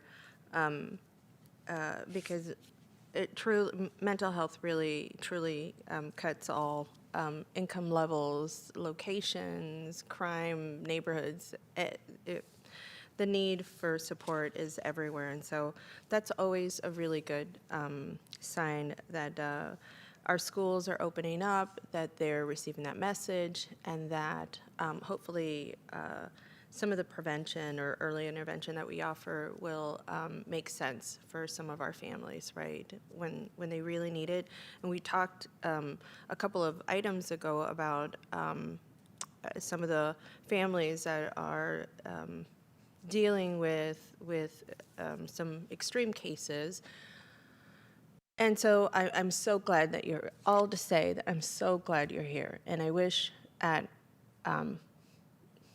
when I was young, not too long ago, Catherine, because you know what, I see that smile, but not too long ago, I wish there were services like this at our high school.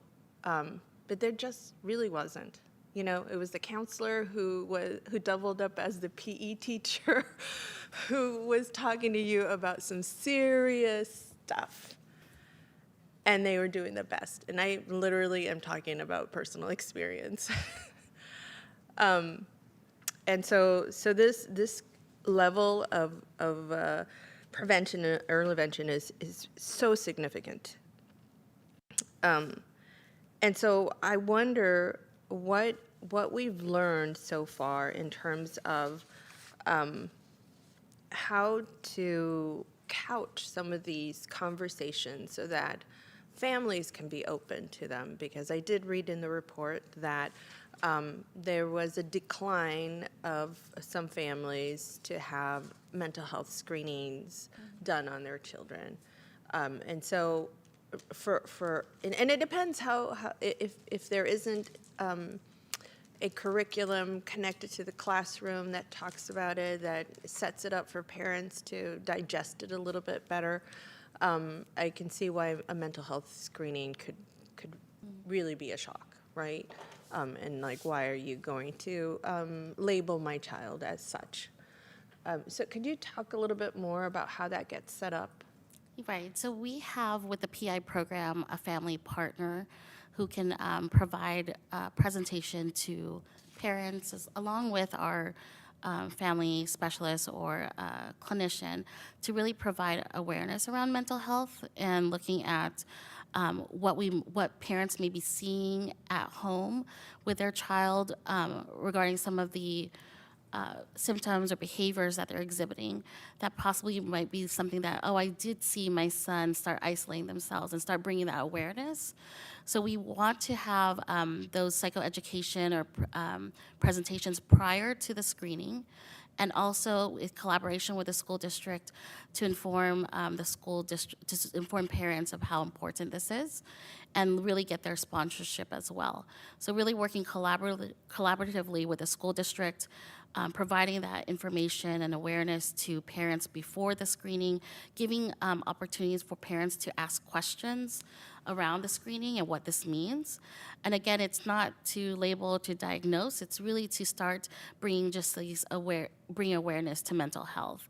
We recently had a schooling services coordinator meeting with all of our coordinators in person, where we screened the documentary screening angst. And so once they got to see it in the full screening of it, they're really looking at how they can promote this as just an awareness campaign. So bringing that documentary to the school sites, to parents in different languages, so that they can be aware of, here's some of the signs you may see with students having anxiety or your child having anxiety. And then we included like a panel of professionals to help debrief with what they saw in the screening, and really start having some points of how we can talk to parents and talk to different communities about mental health and awareness. So we really want to utilize the prevention, more of that psychoeducation piece, to really pull in families, have them open to asking questions, and really support them and getting to know more about mental health and being aware. I appreciate that. I saw that there was 46 third graders that got screened, and I think out of a total 69 of students. 69, right? So the rest of those declined. That was the Campbell Union School District, correct? It was one school site, and although they declined, all students received the skill streaming curriculum. So at any point of the skill streaming, which is about 6 to 8 weeks, they could also be connected with services if anything flags. Great. I think there is an opportunity for us to leverage parents because we talk to each other a lot. Especially if you're in a PTA or school site council, right? But irregardless, I have my daughter is in a dual immersion, and so those children move together, and so it's been a couple of years that we've all kind of known each other. And I think that there's a lot to be said about a pre-existing work. You're a group. You have a captive audience, right? That can help spread some of the word. So I really would love to encourage you to, if there's, for those that haven't accepted any of the services that you think are beneficial, or I think there's a list that you already previously shared with us in terms of school districts that haven't accepted or have declined, that there's an opportunity for us to raise awareness about the services through the parents. Did you know that your school can offer such and such if you ask for it, right? I think that leaving it up to the school district is a disservice to our students and to our parents. And so I think that we need to go through a different door. And there is so much power when parents show up in 3s and 4s and 5s at the school district meeting, because, nobody goes, to be honest with you, right? Most of the time you see your usuals, the people who always show up and who attend, but when you start seeing new parents attending those meetings, it means that they're trying to send you a message. And I think that we need to figure out a strategy, especially for those school districts that have either declined or that you haven't seen the level of participation that you'd like to see. And so I'd love to see what that matrix looks like in terms of what school districts have accepted and not accepted. Is this something that you're open to engaging with school districts in a slightly different way than you've been doing?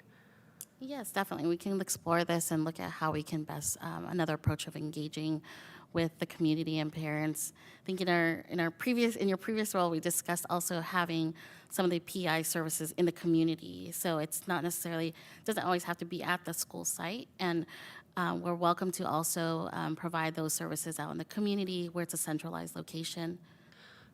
I'm glad you brought that up because actually that's a really good way of picking it up in terms of captive audiences. And so one of the things that Catherine and I had talked about before as a council member is that we have community centers throughout our whole county and our cities. And while parents are waiting, because we're just waiting, we're now going to drive away while our kid is in dance class, in a 50-minute dance class, right? Although there are some who do.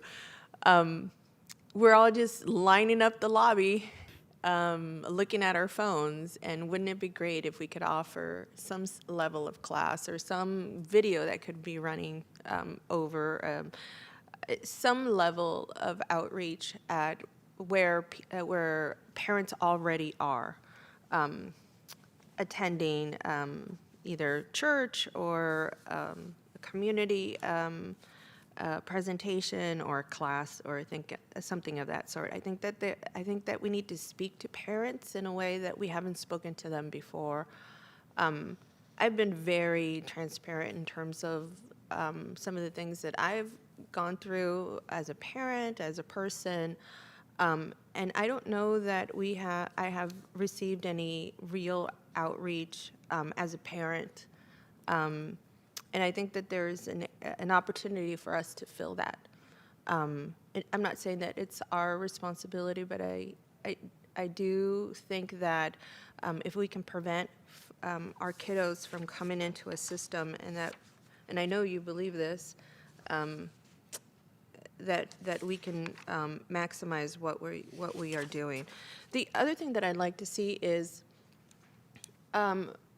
compared to. I want to see, are we also at the locations where we are getting a lot of referrals for CPS? Because I want all of our school districts to participate, obviously, right? But I also want to make sure that we're also paying additional attention to those school sites and in those areas that have a higher reporting than other areas. I know for South County is one of those areas, but it's not exclusive to the county. I know 95135, which is in your district, supervisor, is also another one. Anyways, I'd love to see some kind of non-traditional ways of approaching our parents. And like you said, if it doesn't have to be on school campus, it doesn't have to be on school campus, but there's so many, I think there's so many opportunities that we need to explore. The second thing is, how are we bringing resources from our housing department to address homeless children and families? Because I did see there was a significant number of homeless children reported in your report. So I wasn't sure how those families got connected. The schooling services coordinator may have dual hats, and they could be also the McKinney-Vento liaison at the school district. And so in specific school districts, such as Milpitas, the SLS coordinator is also the McKinney-Vento liaison. So she's primarily providing referrals and linkage to housing support, but also providing linkage to mental health resources and community-based resources. So we have provided presentations and resources to the SLS coordinators about the Office of Supportive Housing and existing programs and prevention programs from that office. And so we'll continue to provide that and help gain connections for those SLS coordinators who may be seeing these referrals or supports, but also to all schooling services coordinators. And also to help provide that connection also to our county contracted providers who are at the school site, and also to the wellness center staff. I'd love to see an update on how that is going because, we can provide referrals and a phone number, But if people don't connect, then we need to try something slightly different.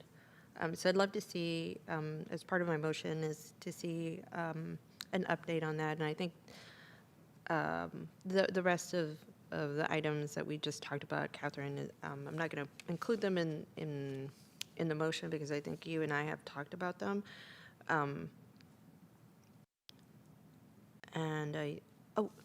The last thing I'll say, and so that's my motion, is to receive this report and include what I just mentioned.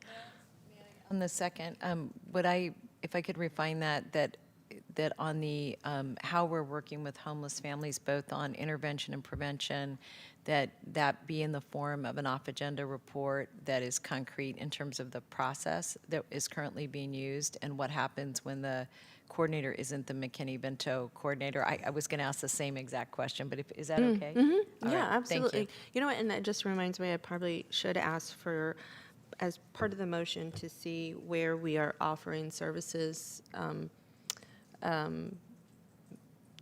in relation to abuse and where abuse is actually coming from in our county.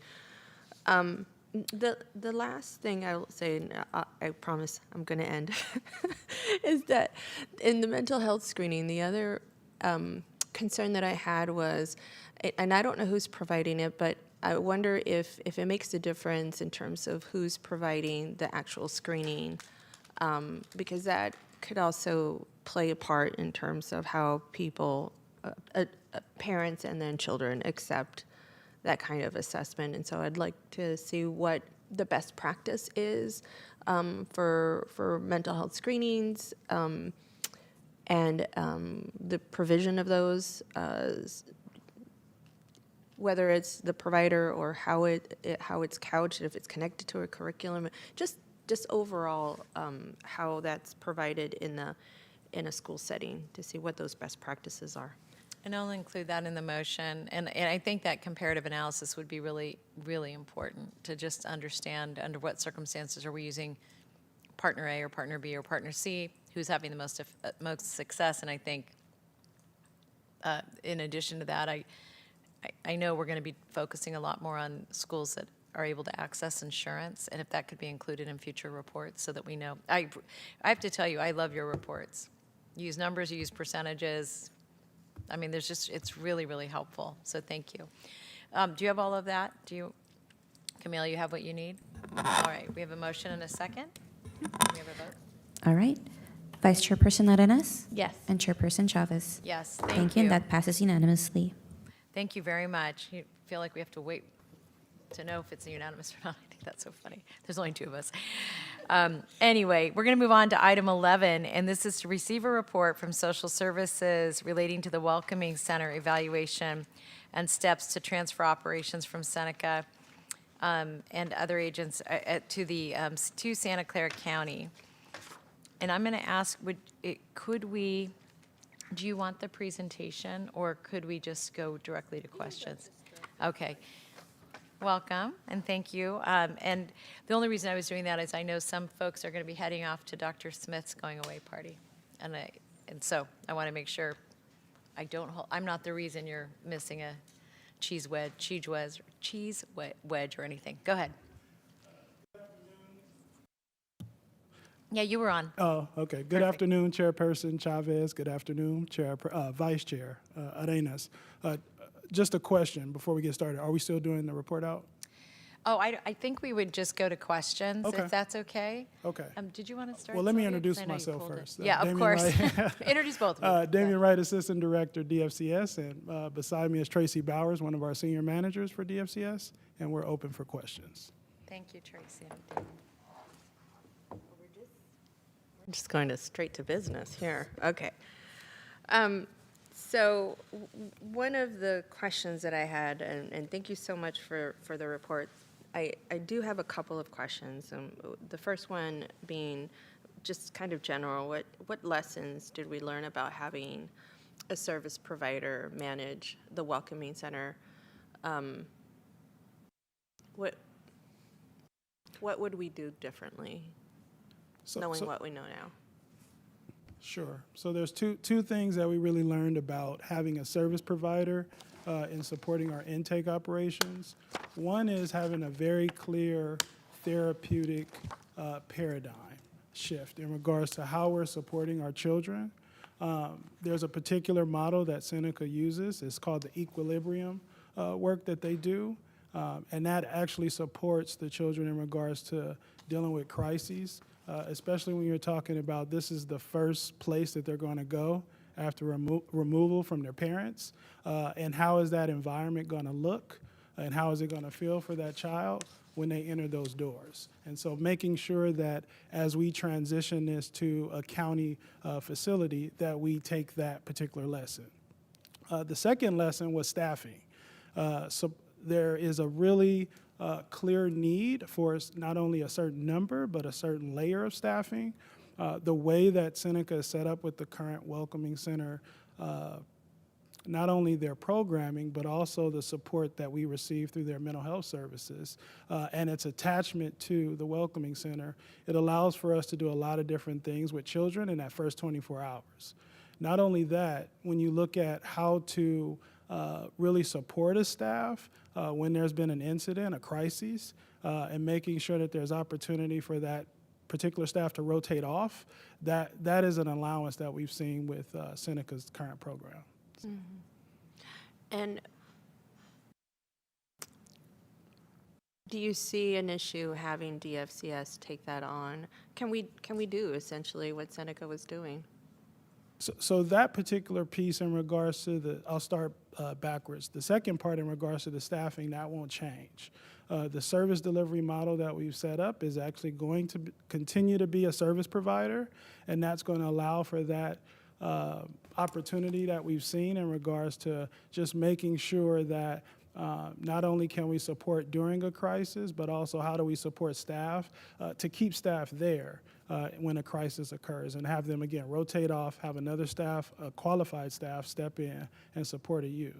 When you say staff, do you mean DFCS staff or do you mean Seneca staff? This would be a service provider staff providing the direct service delivery. Mm-hmm. Yeah, no, I knew that. I knew that there was going to be another service provider, whether we took on this Welcoming Center or not. I just think that when there's two entities working together, especially in a very high, intense situation, most situations are going to be pretty intense. There's an opportunity for us to potentially not communicate, not be on the same page, have different approaches. And so I appreciate that some of the lessons that you brought forward were that you appreciated the clinical approach that Seneca provided, as well as their staffing.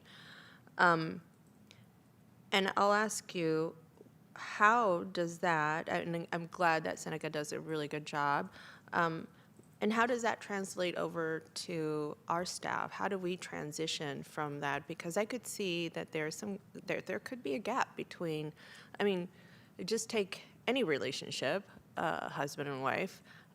The husband loves to be the playful father, and the mom's, and I'm totally stereotyping. This is not always true because I'm the playful. No, I'm not.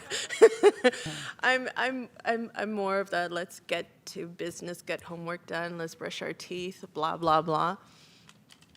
And so that, you can apply that to any relationship, and the relationship that we have with Seneca. I'm not saying that it's. There's always going to be a difference in the way that we deliver. And so how are we assuring that there isn't any cracks kind of that we're letting things go through? Really good question, Supervisor Arenas, and I think I'm a little qualified because I maybe just had that conversation with my wife about being a playful father. Wait, are you the fun parent? Yeah. Yeah, I knew it. I knew it. And so the way I'll respond to that, and I'll also offer if Tracy wants to add to this, is that over the last year and a half, we've had that research. We've been able to work through all of those difficult conversations with Seneca kind of as the primary, and really trying to figure out how is this going to look when we transition, when we are now the administrator of this license. How are we going to communicate? How are we going to discuss certain things? How are we going to pivot real time? And that's why we're adding that piece in regards to the group home administrator, as well as supporting them in regards to their administrative piece. And there's regular conversations that have to happen between those two daily. So there's not a day that doesn't go by that Tracy Bowers and or some of our other staff do not communicate with Seneca, and this sometimes happens several times during the day. And the reason that's important is not only that communication, but also the presence. So either Tracy Bowers and or the manager will be there in regards to supporting that particular scenario if there is anything that needs to be discussed, and then being as part of the decision-making process, and then communicating that not only internally with Seneca, but also having external communication with ourselves. And so really making sure to have those kind of real-time conversations are super important. And like I said before, this has been practiced over the last year and a half between us and Seneca, because we've had to do this, because we've had to have children come in daily, where we've had to have these difficult conversations. But I'll have Tracy add to that. Thanks for the opportunity. And could you include Tracy? Yeah, I love how he just handed it over to you, huh? Let's have her talk about the difficult things. But can you talk about, because I imagine our social workers on a certain maybe time frame available during a certain time frame, and Seneca might be available in a different time frame. So how do our social workers connect with the Seneca staff during off hours, if you will, or non-traditional hours? But please do your piece first, and then you can think about that and answer my piece. Well, I think this speaks to that as well. Communication is key. So one of the things for me is my vision for both teams or all teams to understand what our role and our goal is. And it's the simple fact that we are co-parenting these children. So we have to communicate. We communicate now. I'm available 24/7. Behind me, Gilbert Murillo is available 24/7. So we're accessible. We're getting text messages about what's coming up, what's going on, what should we do. It's about communication. It's about having a discussion and planning for what's to come ahead. I wrote down notes, I can't even read them. But anyway, my vision is that we understand who our client is, and it's the children. And how do we best serve the children? I'm really big on customer service. Good. And it doesn't matter who you are, whether you're the child or whether you're a service provider or a team member. So we've got to talk about how we're going to communicate, how are we going to get things done, and the goal is that children belong with families, or in a place where they can be loved, and kind of resume a normal kind of life. So it's about that vision and communicating the vision to our team.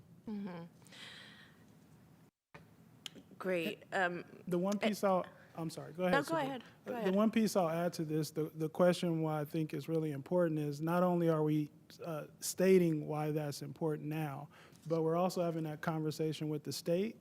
So they're wanting to make sure exactly what you said in regards to what that communication is going to look like for the delivery of the license, making sure that there's a particular pathway that happens in regards to things that need to occur with the transitional shelter care facility.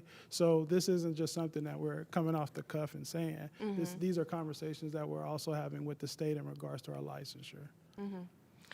Okay, so I'd love to learn how you will deal with children who are being sex trafficked.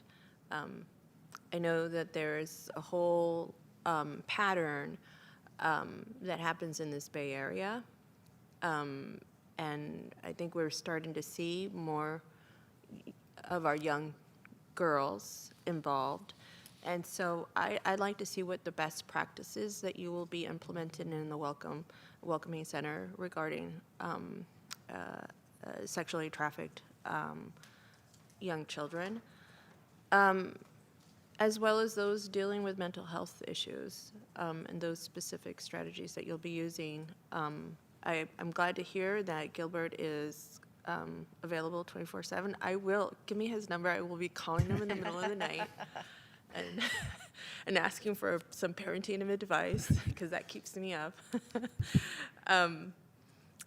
I just want to make sure that that we're moving with the type of abuse that we're seeing, and that level of abuse is more severe. And we've seen that post-pandemic, and we already know about the sex trafficking, but that is absolutely even more there's an increase there. And so I want to make sure that those two areas are very well covered. When we hand off some of this really important work to another contractor, I'll be honest, I'm going to be very transparent. I'm always going to be very transparent. So that's the commitment that you can always expect, is that I'll put it on the table. And that makes me really nervous, because that level of responsibility, we're handing it off to somebody else, right? To the stepdad, stepmom, somebody else. It's not mom and dad. It's another caregiver. And while I think that there's a lot of love and understanding and professionalism already built into Seneca, I'm not saying anything about Seneca. It's just that it's outside of our system. And that makes me nervous. And so if you could please assuage my anxiety by answering some of that with an off-agenda report. And I think I'll stop there. There was a couple of other items, but I think I got some of my my answers from actually Michaela. You did a really great job in answering some of the just technical things in terms of why we chose the Welcoming Center where it's at, because I have some issues about that, but and hopefully the next location. That's the last question, is when are you going to begin to look at a new location? I know you've looked at many different locations, things haven't worked out. What's the timeline for that? So Supervisor Arenas, we just paused, I would say, in regards to looking just to basically get through our current contracting period. We are going to resume, I think, in the next couple of weeks. There is a conversation currently, which I think Ms. Michaela maybe communicated, that we're looking at. That's a potentiality. So we're trying to not necessarily wait on that, but that is a prime site, if you will, in regards to what we're looking for and supporting our youth. So if that's able to be if we're able to get that particular facility or that site, we would move in that direction, and that would basically stop all search, because we would be able to have our next Welcoming Center site. If that doesn't happen, what we'll do is we'll start to look, and this is across the county, in regards to a facility or our home that will match the particular parameters that we're looking at in regards to not only vicinity to access to services, but also just the look and feel of a home still. So, yeah. Thank you, and please continue your playful parenting, because caregiving does not need to be boring, and the more we accept that, the better we'll be as parents. So, good luck. Thank you. I just wanted to say thank you for the good work. I know this is something we've been tracking for a while. I thought the report was really well done and gave me a very a robust perspective on all of the work that you're doing. So thank you both very much. I don't think we need a motion for this, because we're just receiving a report. And was there direction? Oh, okay. So we'll take an action for the motion on the off-agenda report. And Camille, you have that? Yes, I do. And that would be Supervisor Arenas' motion, correct? Yes. Okay, perfect. Okay, And I think, I don't think I asked for public comment yet. Is there anybody from the public who would we like have to speak? no request to speak, whether in person or virtually. Great. I will close the public hearing and come back to us for a vote. Okay. Vice Chairperson Arenas? Yes. And Chairperson Chavez? Yes, Okay, thank and you. that passes. Thank you. Appreciate that. We're going to now go to reports, and we'll start with anybody who would like to start. I think we have an. Oh, sorry, let me not just randomly. But we can start with Nick. There is actually nothing to report from probation this month. Thank you, Sarah. Good afternoon. So I'll just mention two things briefly. I wanted to let you all know that we have, it's taken some time, but we've finally released our office's website. So on it, you can find information on our objectives, our staff, our annual work plan, and soon an annual report will be up there, as well as some resources and some news on our office. So we're excited about that. And I also wanted to just quickly provide an update on our youth task force work. So we have been working with the board offices to identify the new membership, and we've been working with the youth task force and working hard on planning our retreat for August. So this is a really important retreat because we're going to have the youth task force identify their priority issues and their policy agenda for the year. So we're really excited to be infusing the local youth voice into the work that we do, and kind of thinking about the presentation from behavioral health. They have already provided some really useful feedback to the wellness center work that's starting up, and really identified some key areas that I think the county wants to think about around destigmatizing health, around hours of wellness center operations, and some really useful feedback. So I'm looking forward to them expanding that work, hopefully, and gathering input from the schools where they are, so that they can bring in more student voice into that process. So we're excited to be ramping up the youth task force work as well. That's it for me. Great, thank you. And then Dan? Just have a few updates. Today we were happy to host the Regional Public Administrator Conservator Guardian Conference. So it was exciting to be able to do that. We've submitted in our system improvement plan, which covers both child welfare as well as juvenile probation, to the state. We're waiting on feedback, and that'll come to the full board for review and approval. And then something I'd referenced earlier, our county's child welfare and juvenile probation comprehensive prevention plan is in the final phase of development. There's been a lot of stakeholder feedback, including we just sent it to the Child Abuse Prevention Council for their full review to offer feedback. And it is due to the state at the end of July, so we're very excited to get that going. And then a couple things that are a little exciting. So on the state budget, there was a bright spot with CalFresh funding for the new year. So we're estimating about a $7.8 million increase in CalFresh administration from the state related to an update in allocation methodology. So that's exciting. And then regarding Medi-Cal redeterminations, I know there's been a lot of work between social services and health and hospitals. And for June, we show on-target return rates for packets, and are projecting that we'll be at pre-pandemic return rates overall over the next few months. So that's what I have. great news. Thank you. Chair, may I ask a question? Sure. Dan, what was that conference that you provided? It's the Regional Public Administrator Conservator Guardian Conference. Conservator. Don? Thank you. I bring apologies from Ignacio. He is at a statewide directors meeting. That's why I'm here today. Just real quick, we are on track for our physical move from our current Ritter Park location to the Julian complex. We're excited about that. There is some minor construction that has to take place during the next 2 weeks. We are meeting with facilities and SSA on Monday to solidify our move date. We're shooting for the end of July, so we'll keep you updated as that goes on. Excellent, thank you. Anybody else? Okay, thanks all. We are adjourned and appreciate all of your very, very good work. Be well.